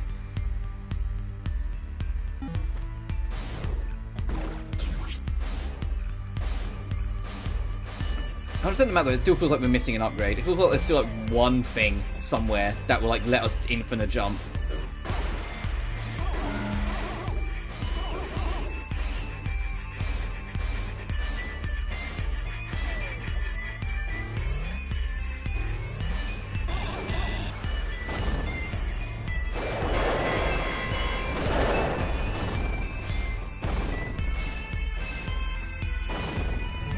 So the only other place I can think to go to is right at the top of Urkanar, because there's just still stuff we couldn't access in there. Everywhere else, it feels like we've kind of done everything we can right now, outside of, like, you know, the odd intricate collectible that's hidden away somewhere, God knows where. But you know what that means? That means we fucking... Jump through. You can only use it once before you have to touch the ground again before you can use it again.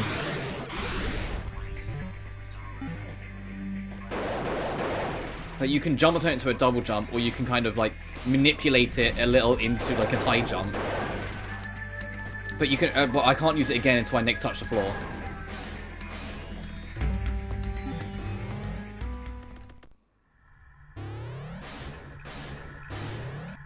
But it is a way quicker traversal mechanic.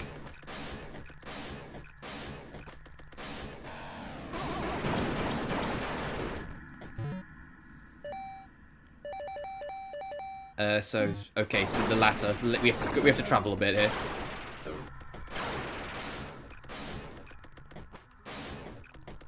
Well, maybe it should be a bit quicker than this power up.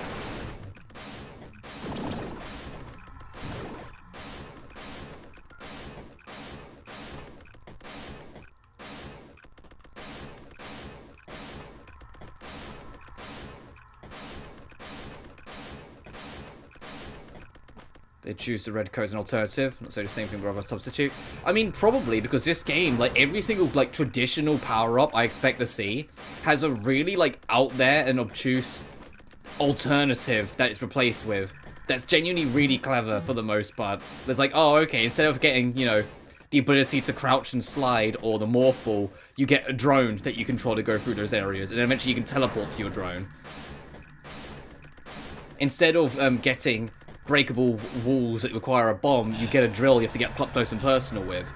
Or you have to learn to phase through them. Instead of getting stronger weapons, you just get different weapons.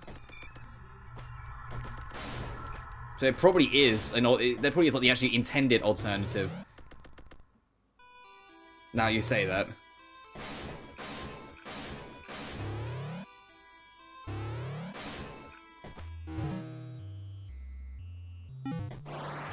I'm gonna save down here, just in case if there's nothing again, we can just return the title screen and get back in quicker.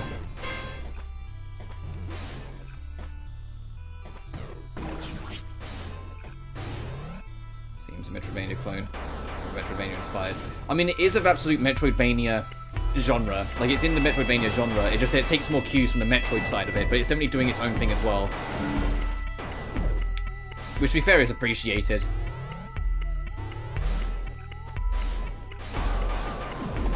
But that's all it is. Like, to use like the more modern term, because there's a lot more games in the genre than Metroidvania, they're called search action games. Because that's basically what it is. It's action, but you're searching around everywhere as you go. It's just... the original games to do it were Metroid and Castlevania, and so the term was always nicknamed... Back when both those franchises were in their peak, and also they were the ones that kind of established everything as Metroidvanias. And it's what I still call them, because it's just what I've always known them as. But I know, like, both Metroid and Vania aren't as prevalent as they used to be. Metroid Dread was pretty good, and got, you know, the raw return to form. But it doesn't change the fact that that was, like, the first proper new classic Metroid, or, like, classic Metroidvania since Fusion in 2001. Everything else has been remakes.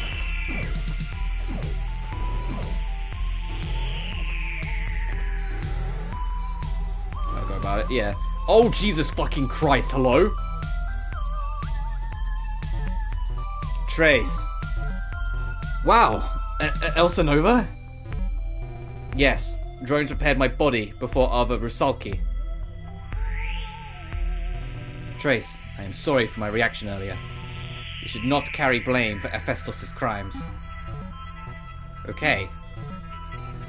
Ahead is elevator to breach. Hephaestus is inside.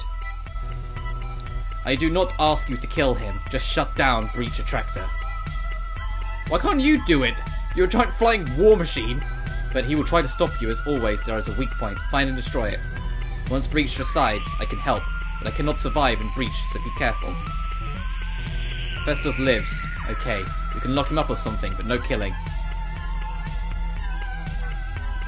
Imagine how the format the formula, and I could subvert the formula. Yeah. No killing.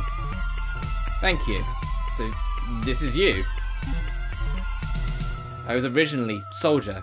Does it frighten you? Yeah, I'm getting huge GLaDOS vibes from this thing. I was expecting this thing to fucking massacre me later. I think I was already at some point beyond fear. Ah, crap. I forgot what I was going to say. Thanks for apologizing. Please don't kill me again. I won't. Be careful. Hephaestus is devious. You cannot trust him. I'll keep that in mind. Oh, this thing is not a flying machine. It's a... Oh. Oh, this thing's even more scary. Okay, let me go back and save here. That thing's even more terrifying than I thought it was going to be. It's doing the worm! It's just a giant worm machine! I thought it was a flying mech. I thought it was flying. I didn't realise it was grounded. Oh, I can't go through here. Interesting.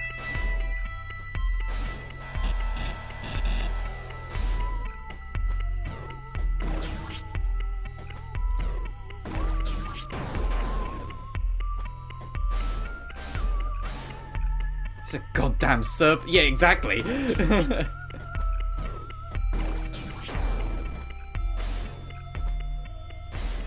Well, I hope it does stay on our side, because that's a fucking terrifying boss fight if it doesn't.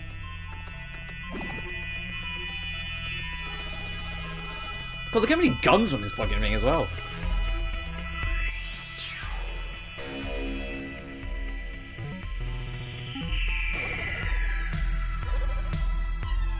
Oh, they're having to climb over so QTE. Yeah, like the good old days. So where's this elevator I was talking about? I'm guessing it's here. Can we talk to Aphelios? Is Aphelios still here? Or is Aphelios going to be like, man, isn't Elsa Nova like terrifying? And what happens if we go back to Elsa Nova's base? Is that room just empty now?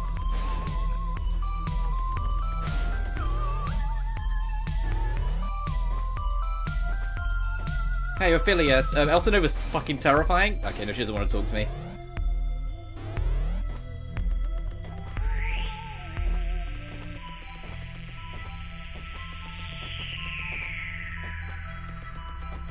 And the crazy thing is, like I said, in the story, we learned that one of these giant face machines things actually turned traitor and turned against the others and had to be manually shut down, which is why there's like the corpse of one in Kerr.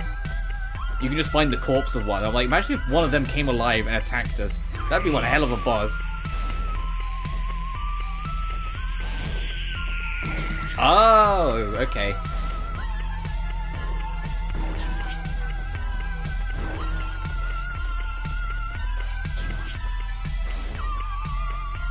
Yeah, it's okay. This is the check to make sure you have every ability you need.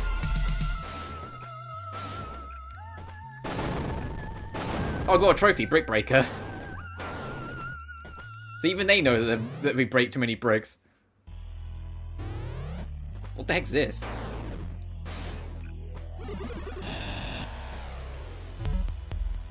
Oh.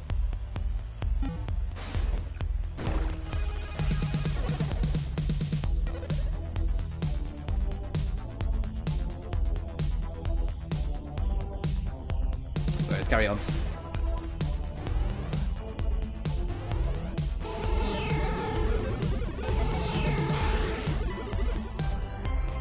Oh, this enemy just kind of gets stuck and gives up if you glitch it out. Good to know. Oh, he has an absurd amount of health. Fantastic.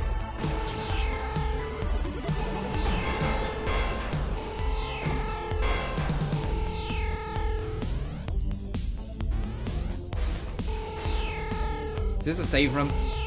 Oh, it's not? Oh, jeez. No, don't stay.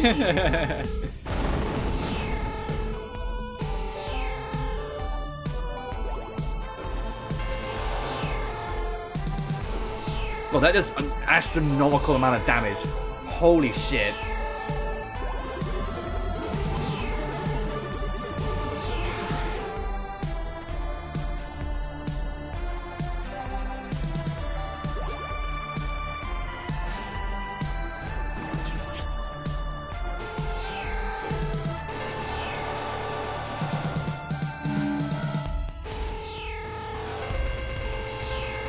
Oh, you don't give a fuck about the electric gun. Interesting.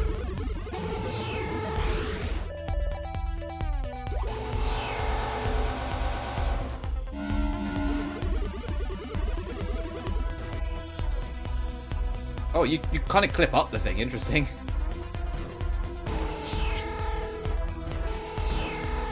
That's a boss door.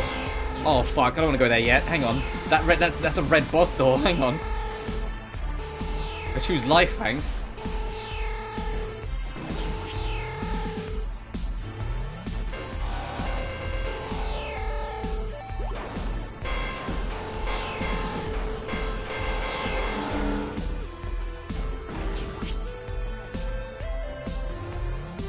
Oh, okay, so here's the save room. So I just went the wrong way.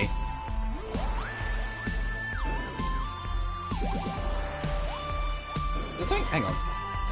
No, it looks like there's something there.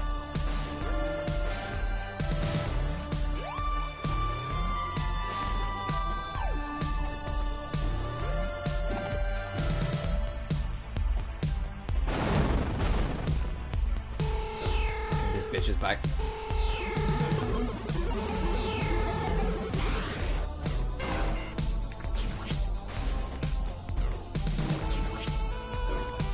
Fuck.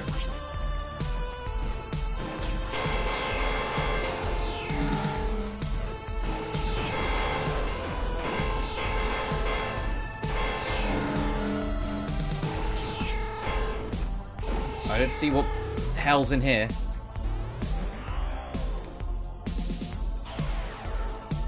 Oh.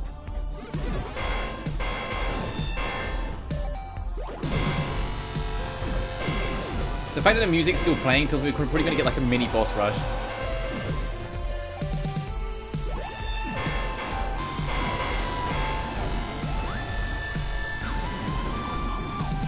It doesn't do anything, we just got to...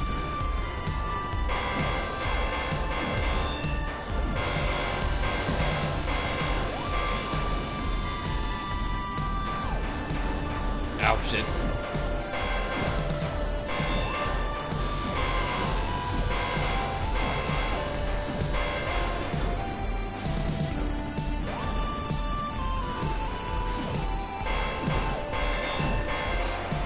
There we go, trophy unlocked, Sentinel.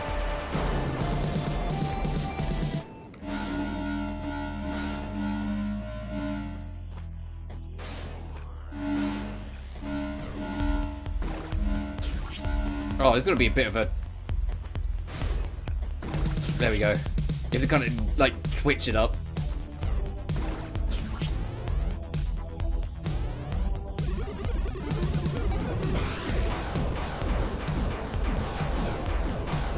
Oh, you're this variant. Oh. Yeah, okay, I know this one.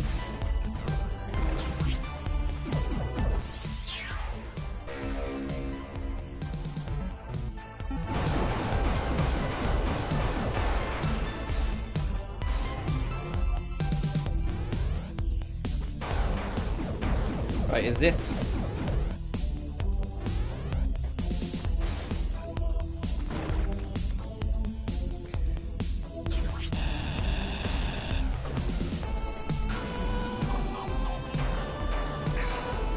How do we get around to that fucking switch? I'm done.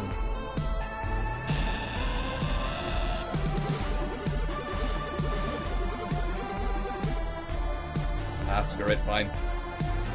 Let me go back. Hang on. Let me be smart about this. Marked.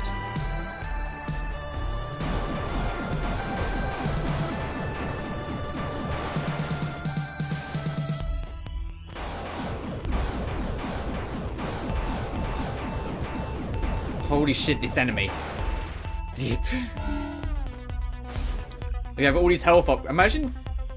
Yeah, that's one thing. The new jacket has us to do 4 warp? Or like 4 block wide warps instead of... Yeah,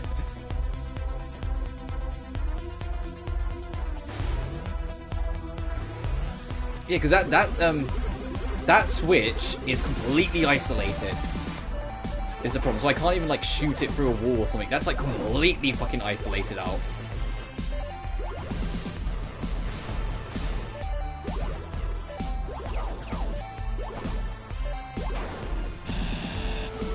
there has to be some way of getting to there.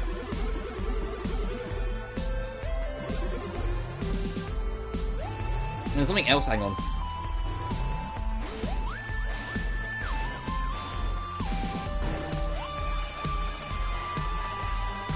No, okay, so we just have to come back. We just have to come back.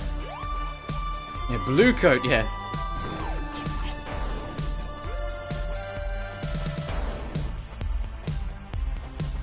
I'm just gonna run. These enemies are not fucking worth it.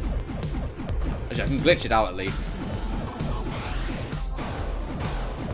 Yeah, when you glitch it out, it shoots slower. But it doesn't stop it becoming a threat.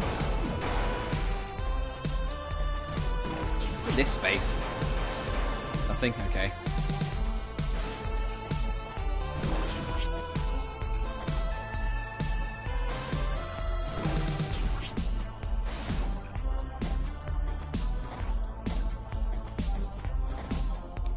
Why is this so annoyingly awkward?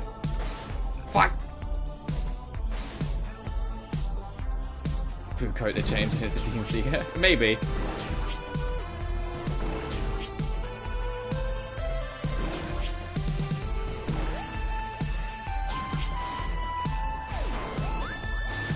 There we go. You have to be so fucking pixel perfect with it. Oh, is this place alive?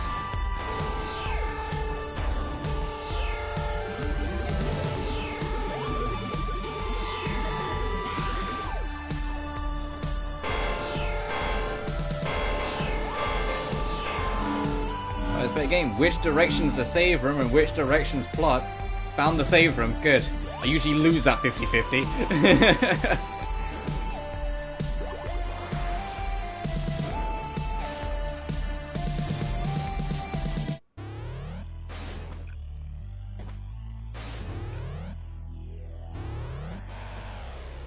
Oh, Jesus Christ.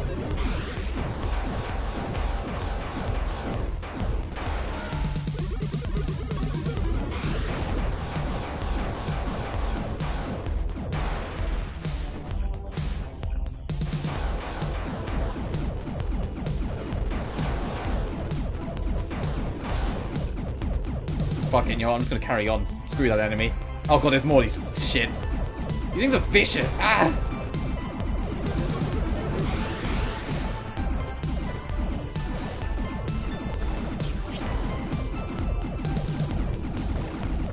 Oh, and there's another fucking boss room? Fantastic, let's see what we got. Boss rush, huh? Demon! Wrong. It's me, Hephaestus, obey me. Demon, Hephaestus said kill. Well, it was worth a try. It's like I'm not actually trapped here, so maybe I could just pass through. You think I don't have to fight the boss? I could just fucking leave? Bye, bitch.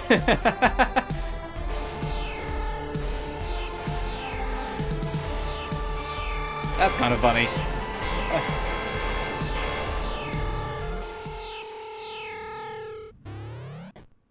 Nah, no mercy. Let's go back.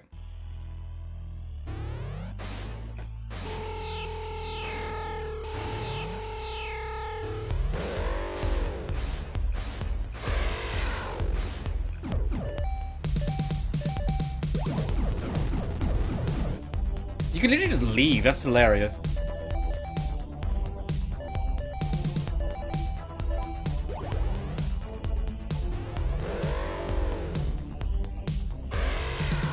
Oh god, it continues where it left. Alright, maybe we will leave. Okay, you know what? Bye. You win. Oh, fuck.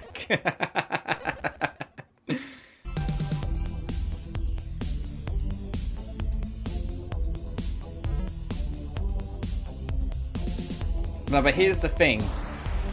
Is there a trophy for killing the thing anyway, or is there a trophy for sparing it? Let me check.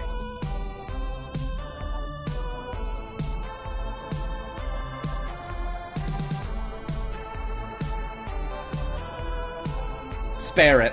There's a trophy for sparing it. Okay, so we are just going to leave it alone then.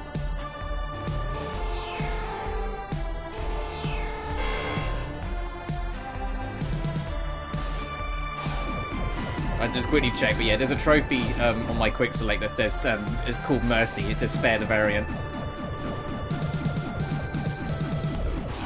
Oh my god, these.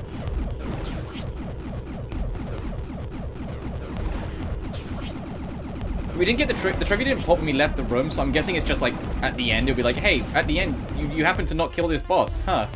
Also, do you know how much damage we took trying to get fucking back here?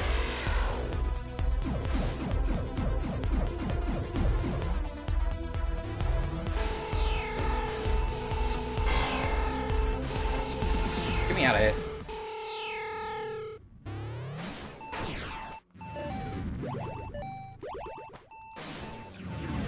Oh, what the fuck?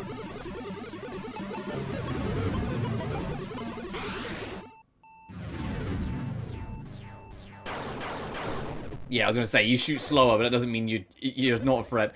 Alright, so it's gonna be a bit of a mission to even fucking get up there. There better be another save point.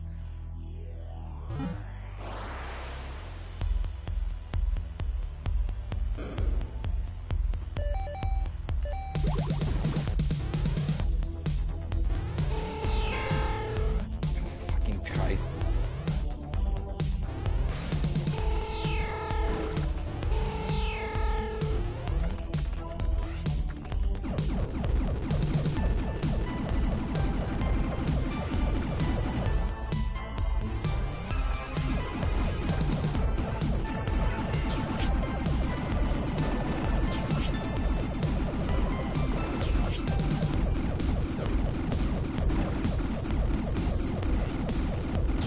Oh, you can't enter boss rooms in the mini mode. You have to enter it in proper. I guess that makes sense.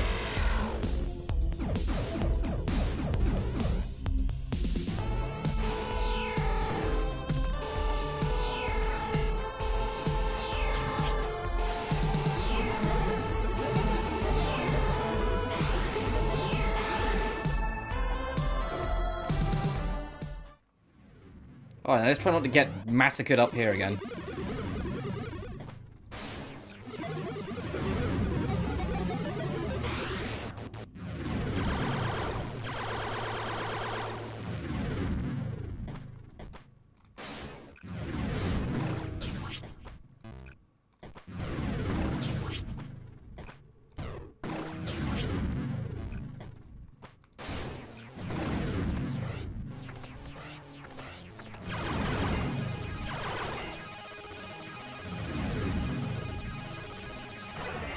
Shit, it's okay.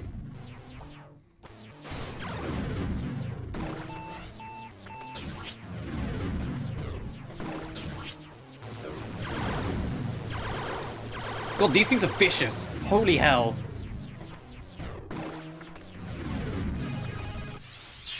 What's in here? Please tell me it's a health.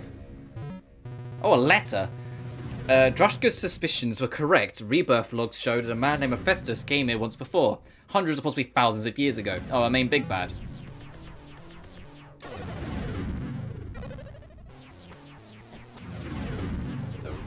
Ow.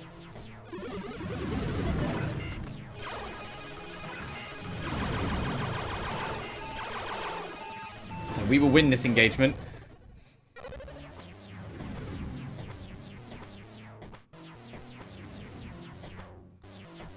What's up, Doc? Let's go this way first. Please be a save room. Thank God. No,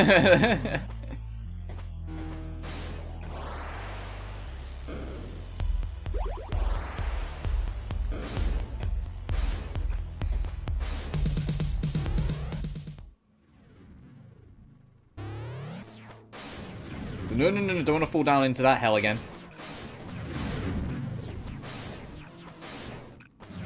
Oh, boss is above us, huh? Alright. Hi. So it's you. Yes, I've been wondering when you'd come. It's been a long time since I've seen another human. What's in this contraption you're in? You okay? It protects me from the pathogen. I previously used a much more portable device, but the assault guy destroyed it. This ungainly machine merely prolongs my demise. Is it true that you released a pathogen on the whole world intentionally? Yes.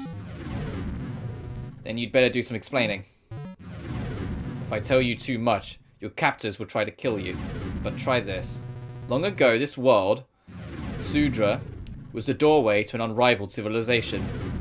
Like a port on the way to the greatest nation ever envisioned. But the port had a collapse.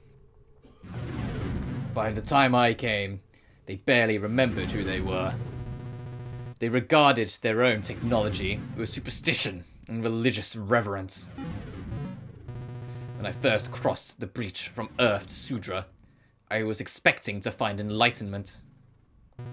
Instead, I discovered that they were using the breach to keep out the greater universe. In their superstitious culture, the outside universe is taboo. For this, I do not regret removing the main obstacle in my path. You'd resort to genocide just for that? Imagine millennia of scientific, cultural, and technological progress.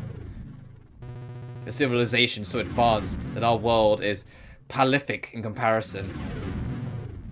That is what lies beyond the breach.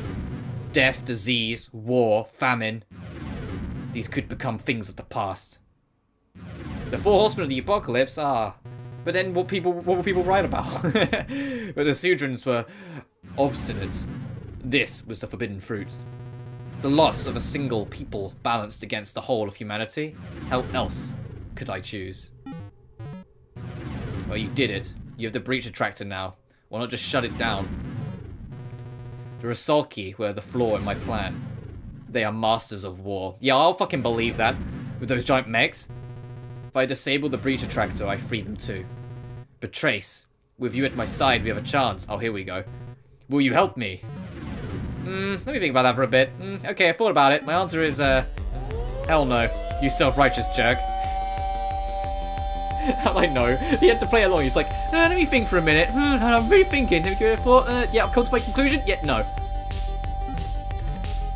So be it then. Oh, Jesus fucking Christ.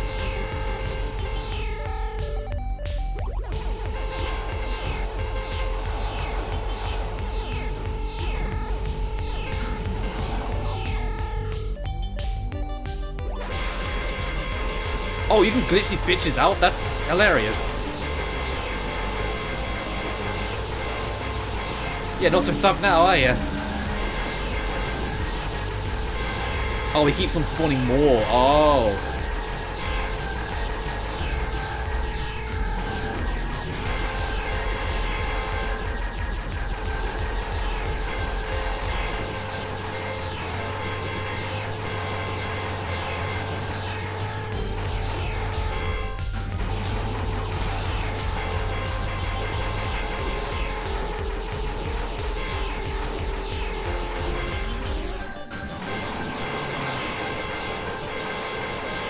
Oh, Jesus Christ, where are we going? Oh, hey, Elsinova, how we doing? Oh, God.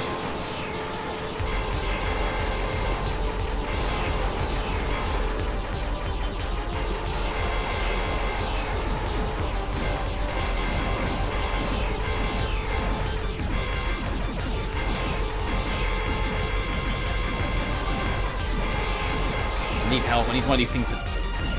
That works too, but I still need one of them to drop some health.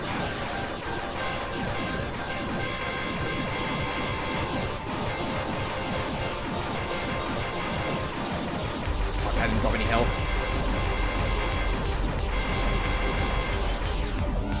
There we go. That wasn't much, but it'll do.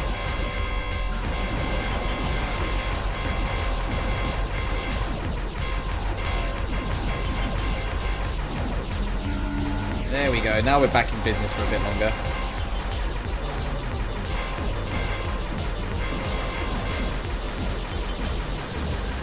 So basically the thing puts off a data shield. When we break it, Elsinova comes up and kicks this thing's ass a bit for a bit longer.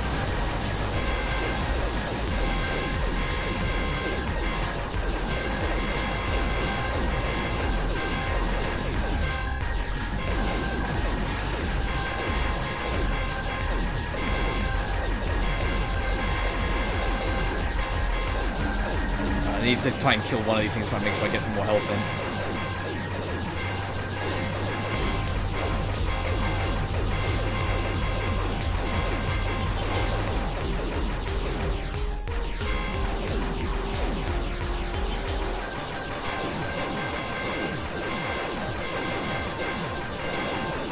I need to prioritize these things because we're getting kind of low on health. I've just got to pray one of them fucking... Damn it! I was going to say, I need to pray one of them drop some help. Alright, that's kind of... This is a cool final boss. Destroy the computer at the top of the screen. And that allows Elsinova to break in and start attacking it to destroy the hull.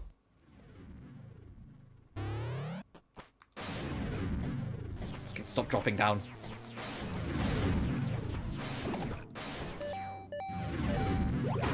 I think this is the best gun to go for, because it can just keep on shooting through things. Maybe this would be better.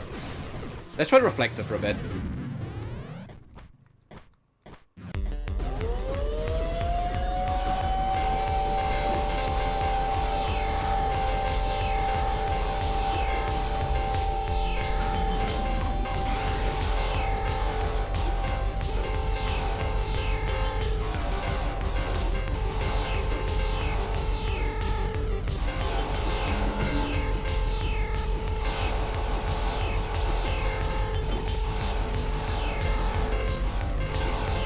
I don't know how much of a difference it's really making.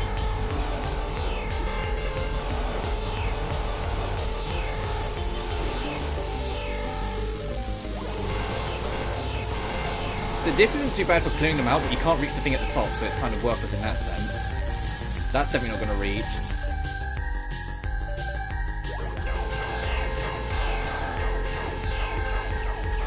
This does like very little damage, so I kind of don't want to use it. This gun will lock onto everything but what we need it to, so I can't use that.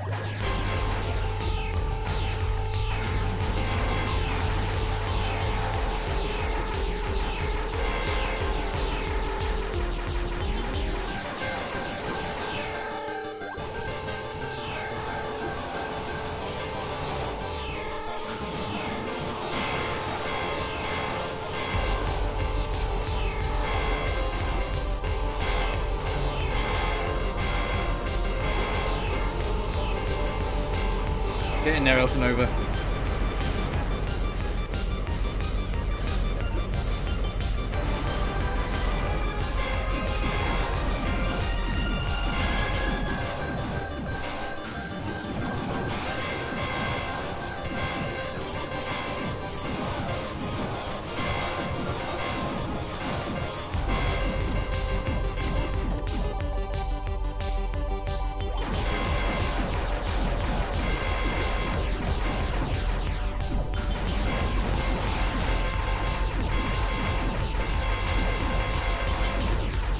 Please, one of these guys. Yes, I say thank you. I was gonna say, please, one of you guys drop some health for me.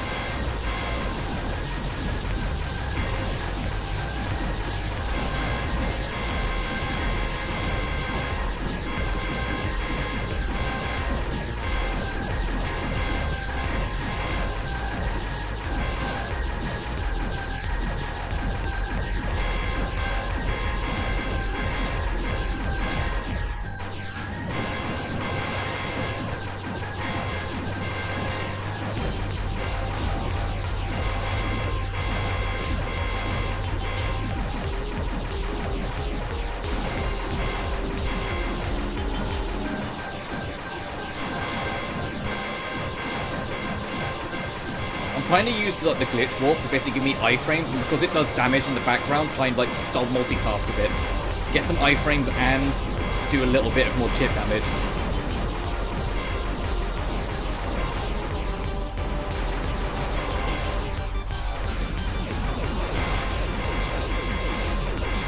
Alright, now we're about as far as we got to before we died last time. My thumb's starting to hurt from all the dashes.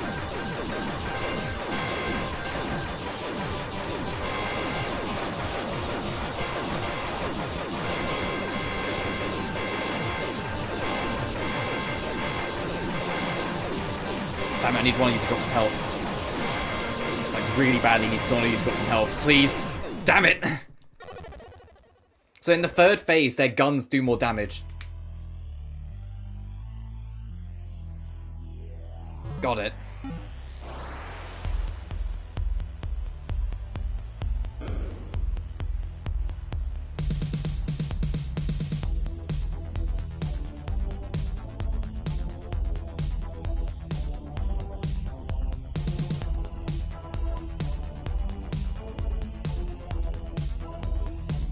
So I need to stick my phone on charge. But the idea of doing this and just kind of zipping left and right while trying to shoot every now and then isn't a bad idea. I need like a homing shot that isn't this. Where I can kind of just fire and forget a little bit. The reflector kind of does that a little bit, but not much. The reason why I swapped off it though is because only the eye on like those drones can be hurt. What? So this, where it pierces, is more likely to hit them. Oh no, that's way too slow.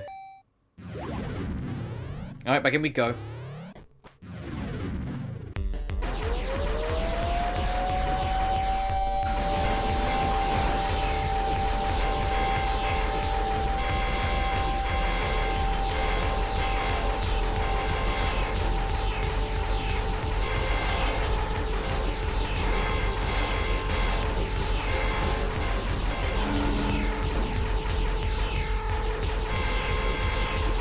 You can't crouch into that either.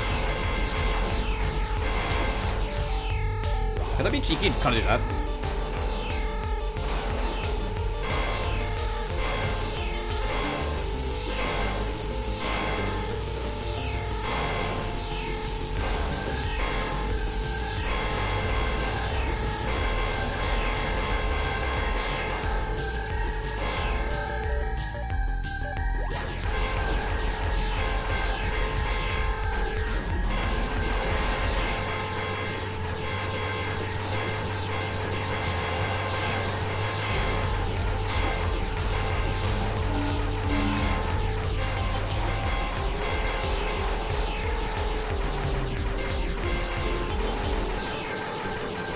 And then they're going to change to the triple shot. The some drones instead of the lasers.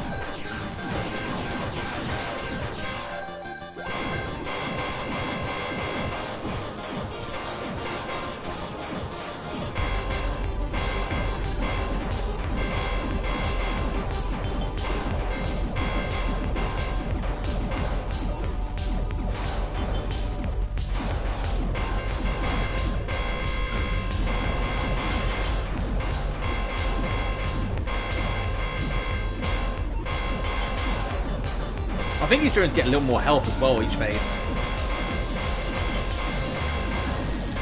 They seem to take more punishment, yeah.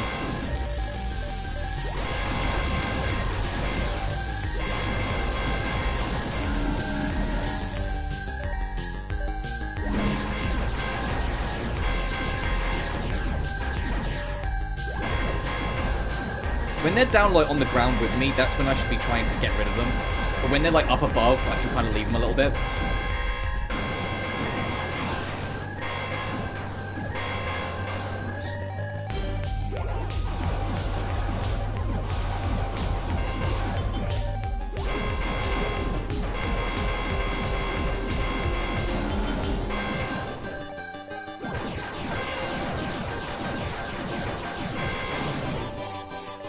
Alright, time for the bullshit phase.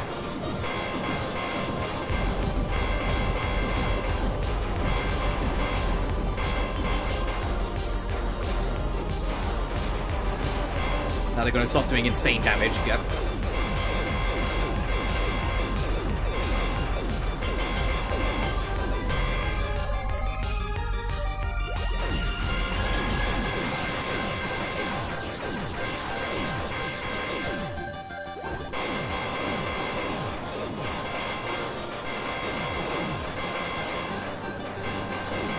these bitches just don't drop health anymore, huh?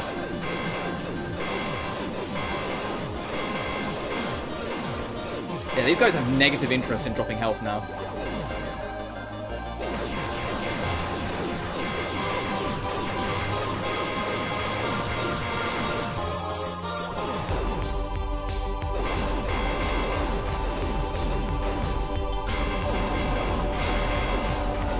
There we go. That's not going to help much, but fuck.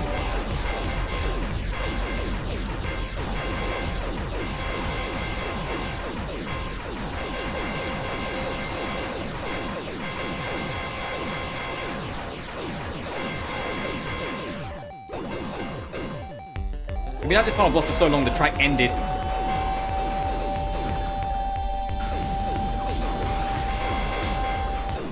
Fuck!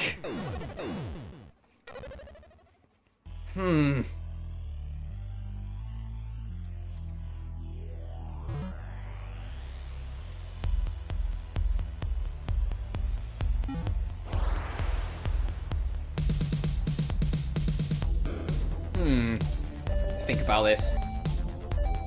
This is good for getting them when they're like right in front of us. This is what we should be using mostly to hit the thing at the top. This it has a quicker fast like fire rate, so it'd be better if there's no enemies. That will just lock on, but at the same time I said it's never going to lock on to the actual thing we need to break. The reflector's too unruly. This does no damage. Or does way too little damage. And everything else just isn't relevant, or isn't worth it. And we can't use our drone because it doesn't let you use your drone in boss fights. I should see if it'll let me use my grappling hook.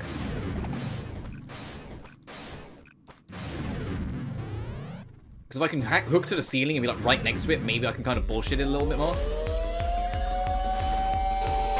Okay, no, they come right up to you. Got it. They're like they have none of that shit.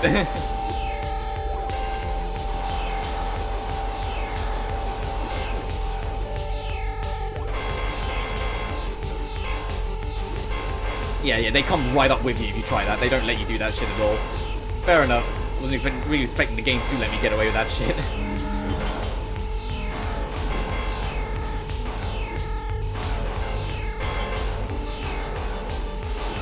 What I should do though is if I can get rid of these drones as the thing breaks, warp up to it to get as many free shots as I can before the next wave comes.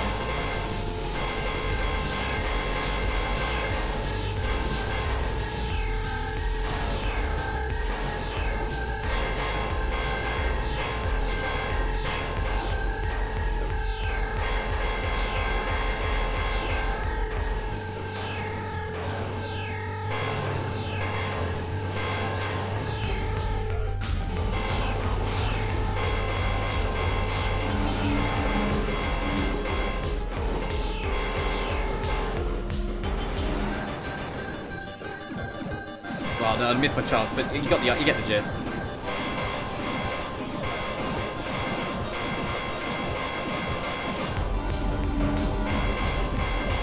I'm going to try and see if the health fragments stay for a while.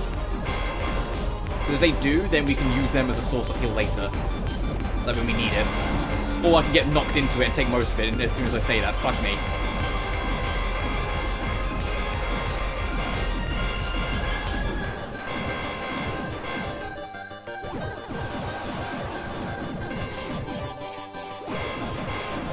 If I just take a smidge of it now. Oh, there wasn't much to take, but you get what I mean.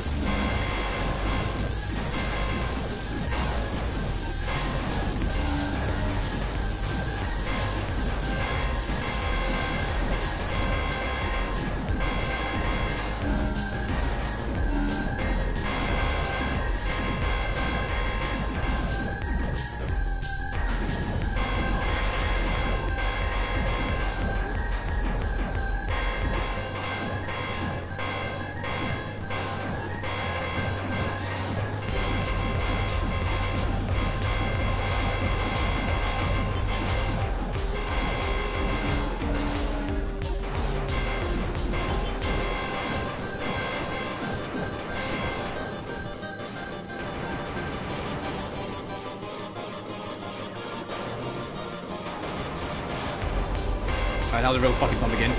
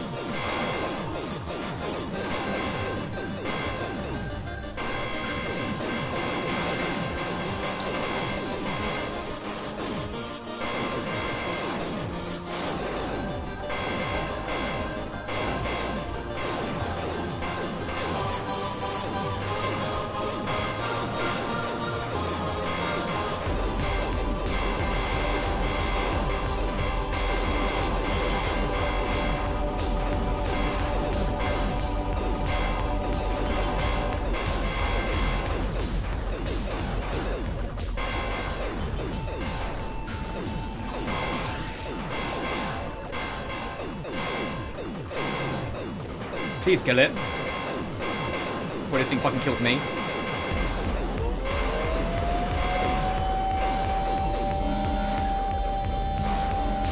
Still more? Fuck.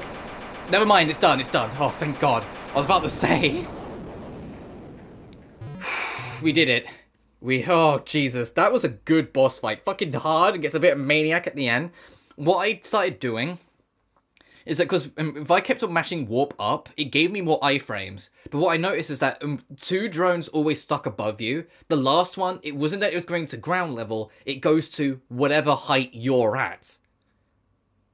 So when I was warping up and jumping up and whatnot, it made that last one that was at my level keep on chasing me. So then every now and then, instead of being where it ended up where I was stuck on the ground level and just getting pelted, all the bullets were higher up above me, so then I was safe to worry about other things. So it appears I have lost. Good final fight, though. Elsinova, we did it. The breach is gone. I'm sorry, but there is one more thing I need to do. Yeah, it's going to be kill him. You're going to kill him, aren't you? You can't do anything now. Just leave him. Unfortunately, that is not a chance we can take. That was inevitable, Trace. Do not blame yourself. Festos. Yeah, I'll fucking do it. Oh, I got a trophy. So that's it. I'll never know if... I mean, what if he could have been redeemed? Trace, you're not him. He chose wrongly, not you. But now it is time for you to go home. Go home? As the clone of a mass murderer? What's even there for me? Do not worry. We have taken care of it. What's happening? I'm suddenly exhausted. Rest now. Perhaps we'll meet again sometime. Wait, please. Trophy unlocked, showing mercy. Yeah, because I left that thing open. As for what happened next.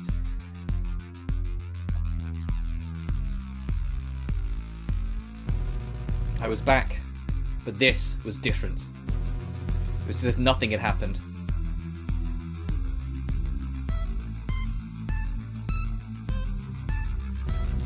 The laser lab had still collapsed, but I was uninjured, and nobody else seemed to think that was strange. I didn't stick around much longer. I tried to go back to my former life, but it felt wrong. I didn't know who I was anymore, or where I belonged.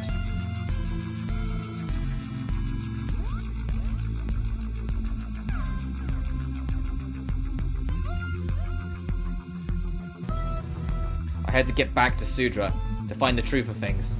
I started with what I'd learned there. I was determined to get to the bottom of it. That was all I had left.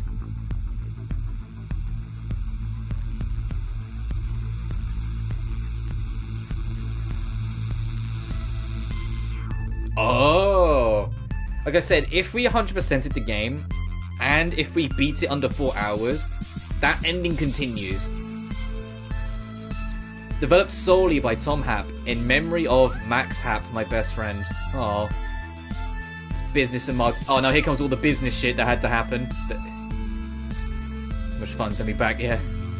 Business and marketing, yeah, booking merch sales, supported by the pub fund, account manager, other Sony. Someone got to this point in the credits and just went fucking other Sony. I'm not writing any more fancy names.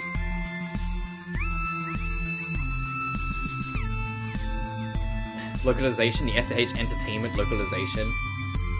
Built using the Anime Studio, the graphic scale, the FNA, the Monogram for the PS4 and Vita version, the Perforce, Photoshop, Sonos, Soundboard, Tilted, Ultra Edit, Visual Studio. Oh god, this guy was fucking busy. For Windows, Mac, and Linux was FNA.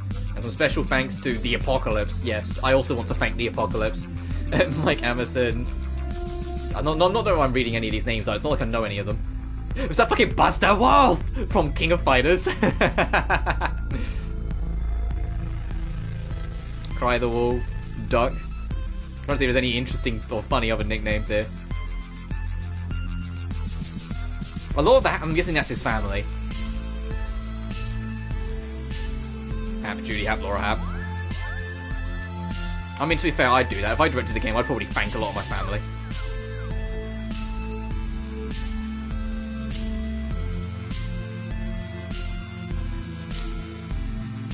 Oh, but what do I think of this game actually now without the credits? It's like my final thoughts. This game is extremely clever, extremely well thought out, and genuinely really, really fun.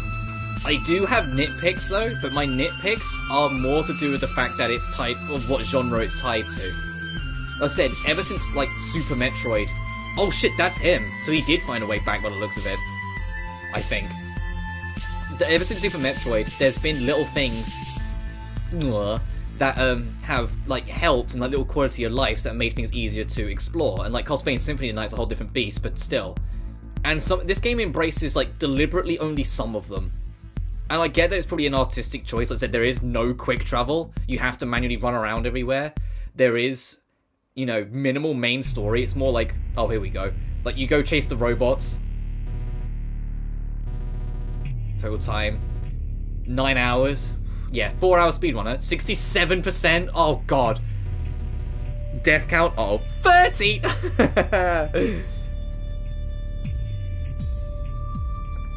I don't think I did too atrociously then for a first run. But yeah, it's more like nitpicky stuff. So I miss quick travel. I think there should have been some kind of marker, like if you're on like a map tile that has an item that you haven't got yet. I think there should be a zone marker that tells you like when you're done with, like if you're 100% in a zone, there's something left there to go. It tells you you're done with that zone.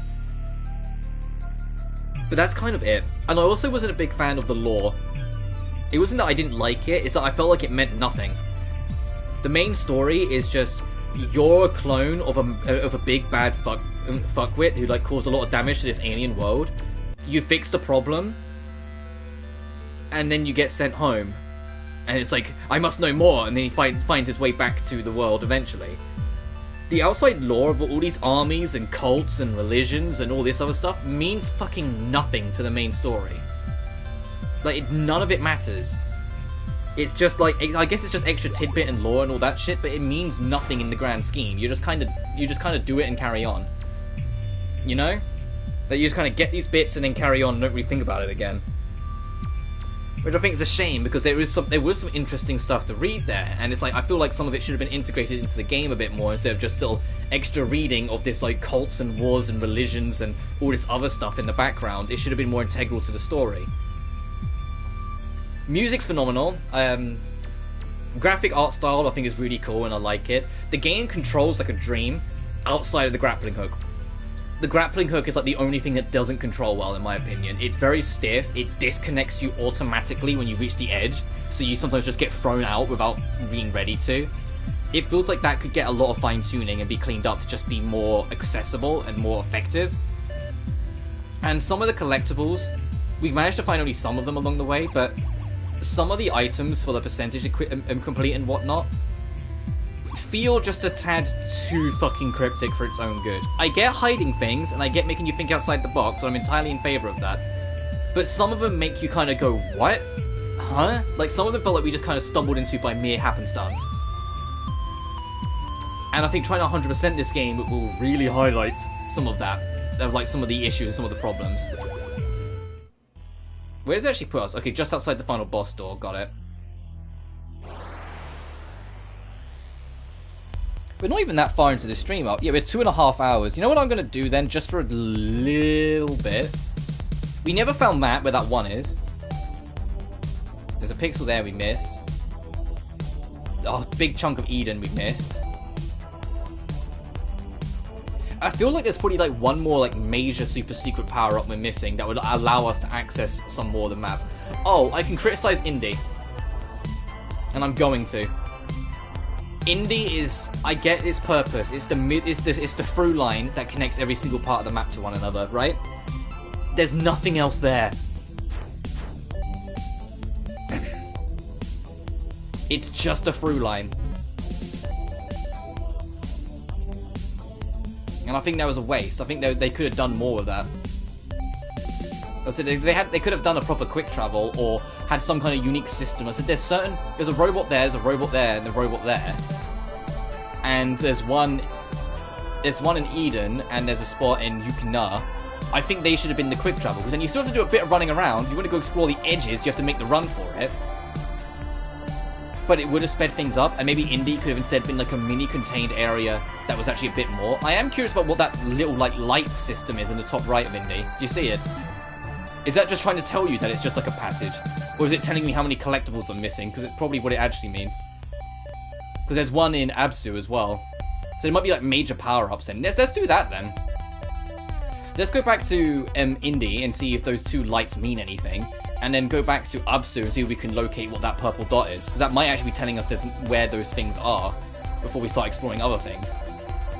Like major power-ups sort of thing. It does mean we have to find our way back fucking down, but we'll figure it out. And also, if we explored those two areas, that'll probably be a good time to wrap. But all in all, this game's like a 9 out of 10. If I said all my problems are like genuinely just nitpicks, this game's really fucking good. I don't know, like I keep on saying I don't like scores and keep on scoring things, so I'm just trying to make it easier for people that are like hopping in to get a general idea of what I think. I said all my problems are just nitpicks. Oh, we could probably try and kill this fucking thing while we're here, see if it drops anything interesting since we got the trophy.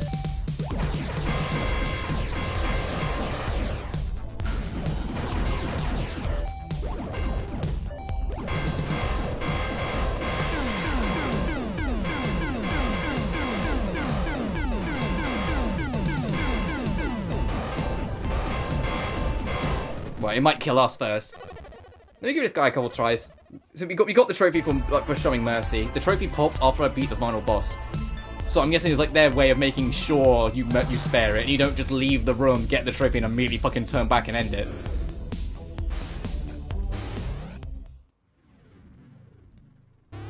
But I'm also now super excited to try out the sequel, which was free on PS Plus for a while, so I have it.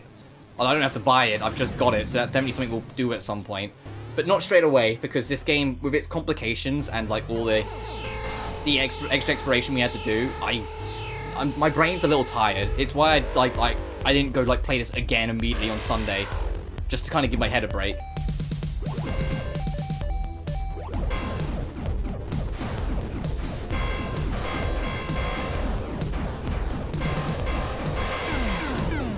Whoops.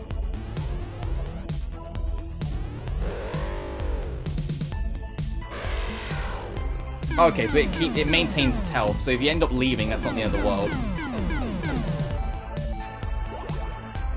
Oh, what? There's a fucking quick select? How do I activate this?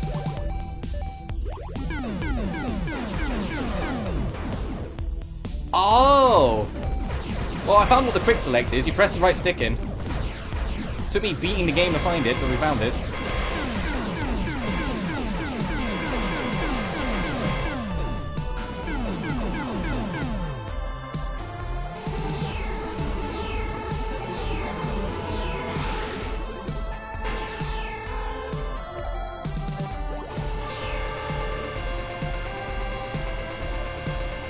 Serious?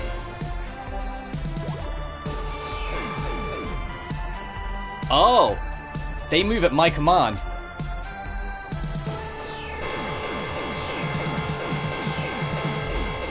Clever. Anyway, back to this guy. When you glitch them, they move entirely at your command. Oh, is this guy still as red as fuck? Kinda.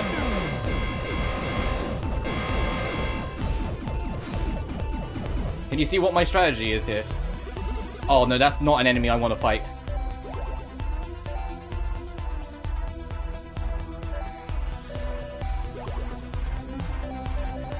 Oh, you can put them on both sticks. Interesting. Alright, that's better. I can fight. If I'd known that all game long, it probably would have been nicer.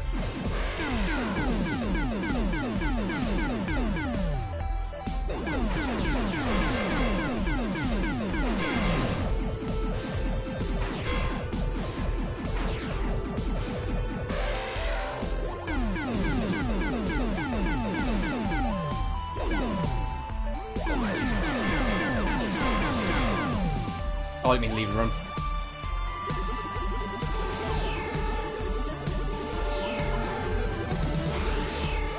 And then if I hold down, it comes down to me. Ah.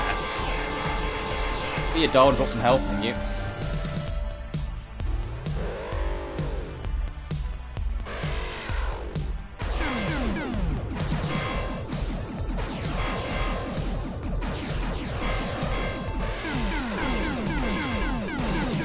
Oh, that was my bad. I warped straight back into it.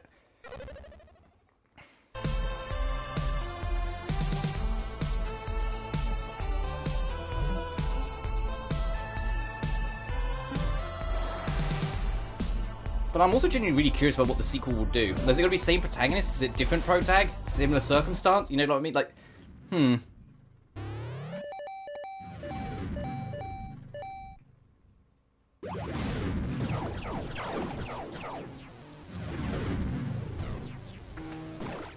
I should really have done this, so I can get down here without taking any damage.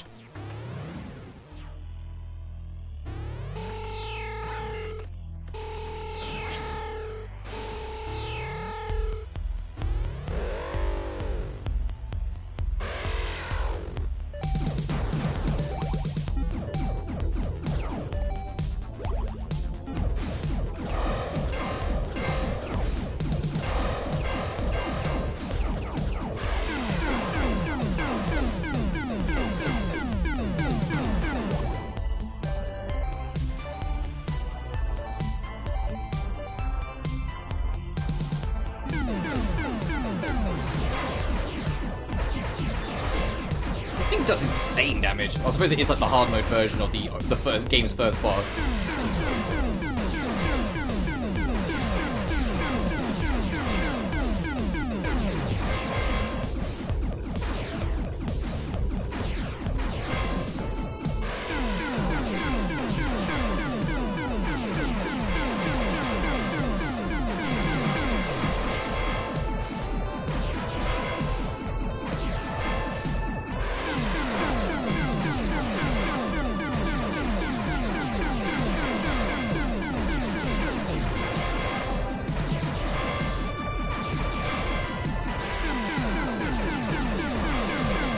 I've got the pattern though.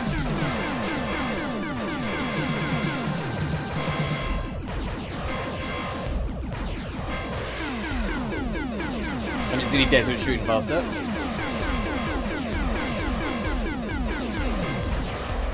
There we go. Can we get anything for the trouble, or is it just you killed it, you bastard? Are you proud of yourself? Okay, it's literally just a you killed it, you bastard. Are you proud of yourself? Got it. Well, at least we killed it. I'm satisfied, he says with a demonic murdering smile. Oh Jesus Christ, get me out of here.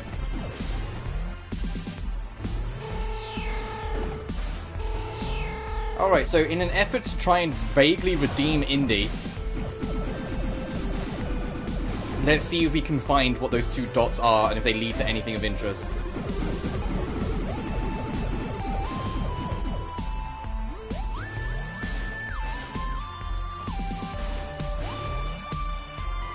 Once again, it'd be nice to get quick travel.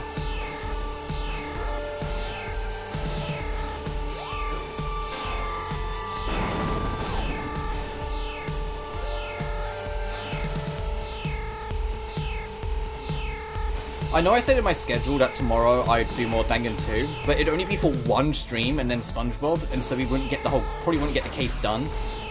So I might not. I will figure out what I want to do.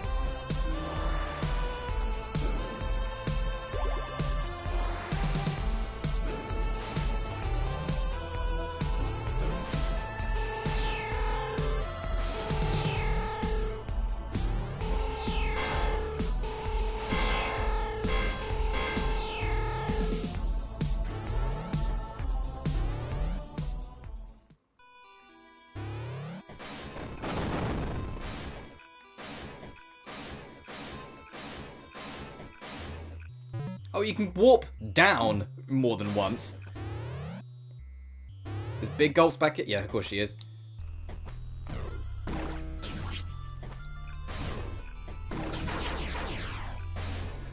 It says it's more above us.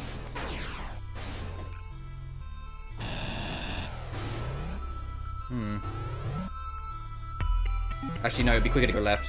Because it's a straight drop. Oh, this thing fucking... Ugh.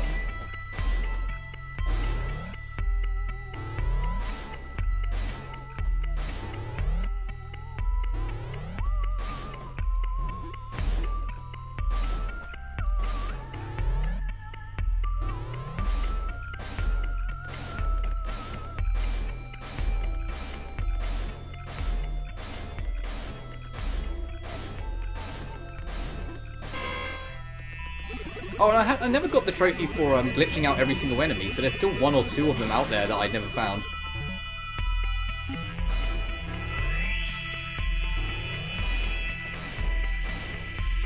And I don't think there's any log that keeps track of that stuff.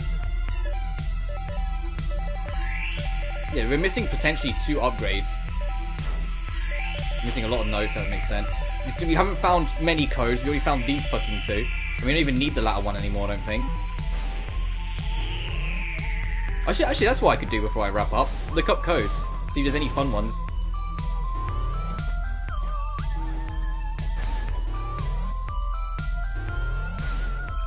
So there's gonna be a whole bunch that are like collectible tied. Because you do actually need to understand some codes and find them to access some collectibles.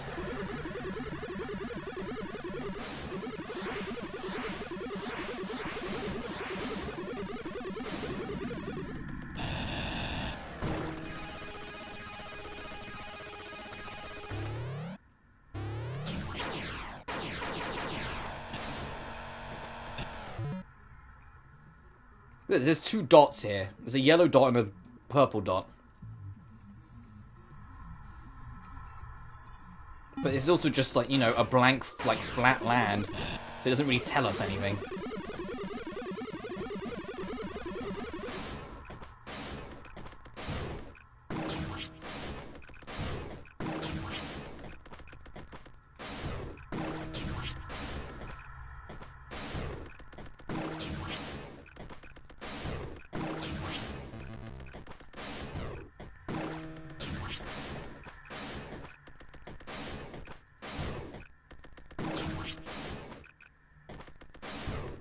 I'm doing this, and I can kind of check the ceiling a little bit as we go in case there's like something tucked away. Doesn't seem to be anywhere though. If we just our luck, there'd be like one magic fucking pixel.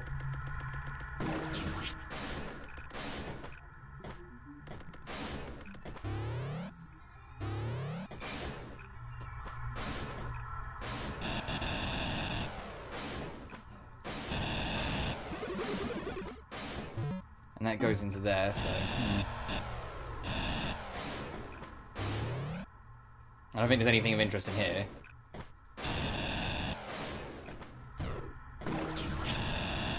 No. Alright, let's have some fun. Let's look up for code. Let's see what codes we can find.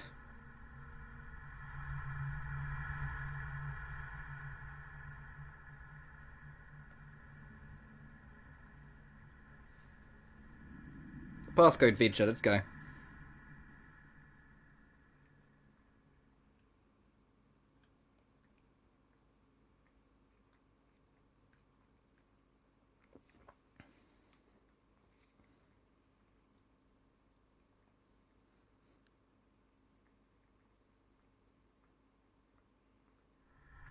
Oh, if you put Axiom and then, like, a bunch of numbers, you get actual proper cheat codes, but all of them disable trophies. That's kind of cute.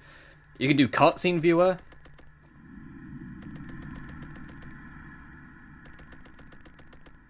Oh, here we fucking go. There's a room in Erebu that requires a code.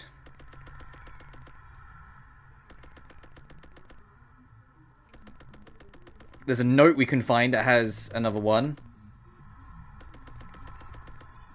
God, there's a lot in fucking Erebu.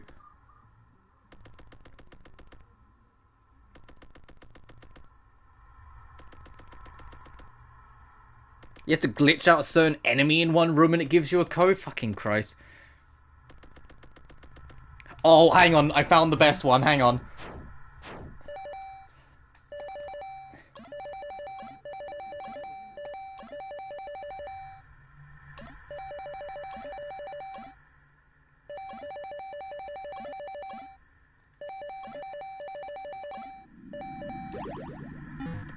Yes, it puts him in Speedos.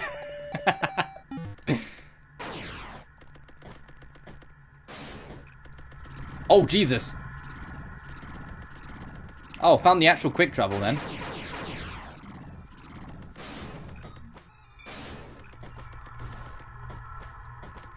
Well, quicker travel. So you mean I've been running across the bottom of this thing all this time and I could have just sat on this boy? And it just takes you from the places? Okay. Let's, get rid of that. See the Matrix gives him a black trench coat and sunglasses. Cooling Tracy gives him a yellow raincoat. Secret Jacket changes Tracy's outfit to cyan coat and right pants. Reveal Sundren shows you Sundren language. We got that. Reveal Vyaka. We need to find a note that tells you about that.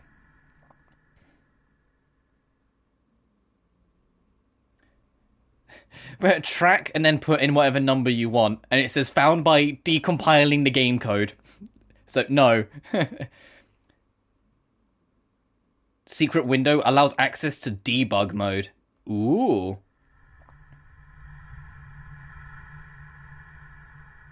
And there's also a bunch of cheat codes. There's trace gravity, trace release gravity, jump velocity, drone gravity. Oh god. Infinite health, infinite bombs. Give a free power up.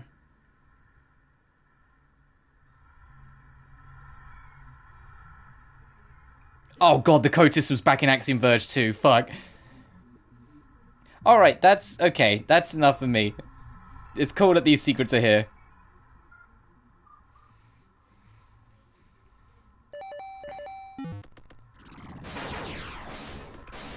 Oh, if you get off the thing, it stops moving immediately. Got it.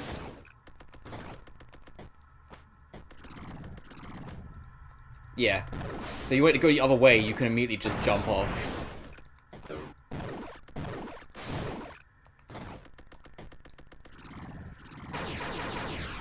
It actually moves quicker than your guns, that's funny.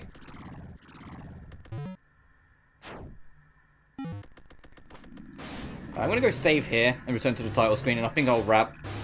Because I've just looking at the codes revealed to me just how much of a can of worms I've still got to open to access most of the areas in this game. And we'll be here for forever, so I think that'll do for me. Ultimately, yeah, game's super fun, 100% think it's going to be a bitch, but one thing at a time. Tomorrow, as much as I said, like, we'll start Dangan 2, or start the next case of Dangan 2, honestly, it depends how I feel, because it feels like only being able to do one stream on it, I'm not that confident we'll do the whole case in one stream, you know? So it just depends how I feel. I might do, but we'll just have to see. But regardless, thank you so much for watching as always. This game is super cool and I highly recommend you check it out. Remember to like and subscribe if you haven't already, and I'll see you tomorrow with whatever I'd end up deciding to commit to. Till then, you guys take care now. Peace.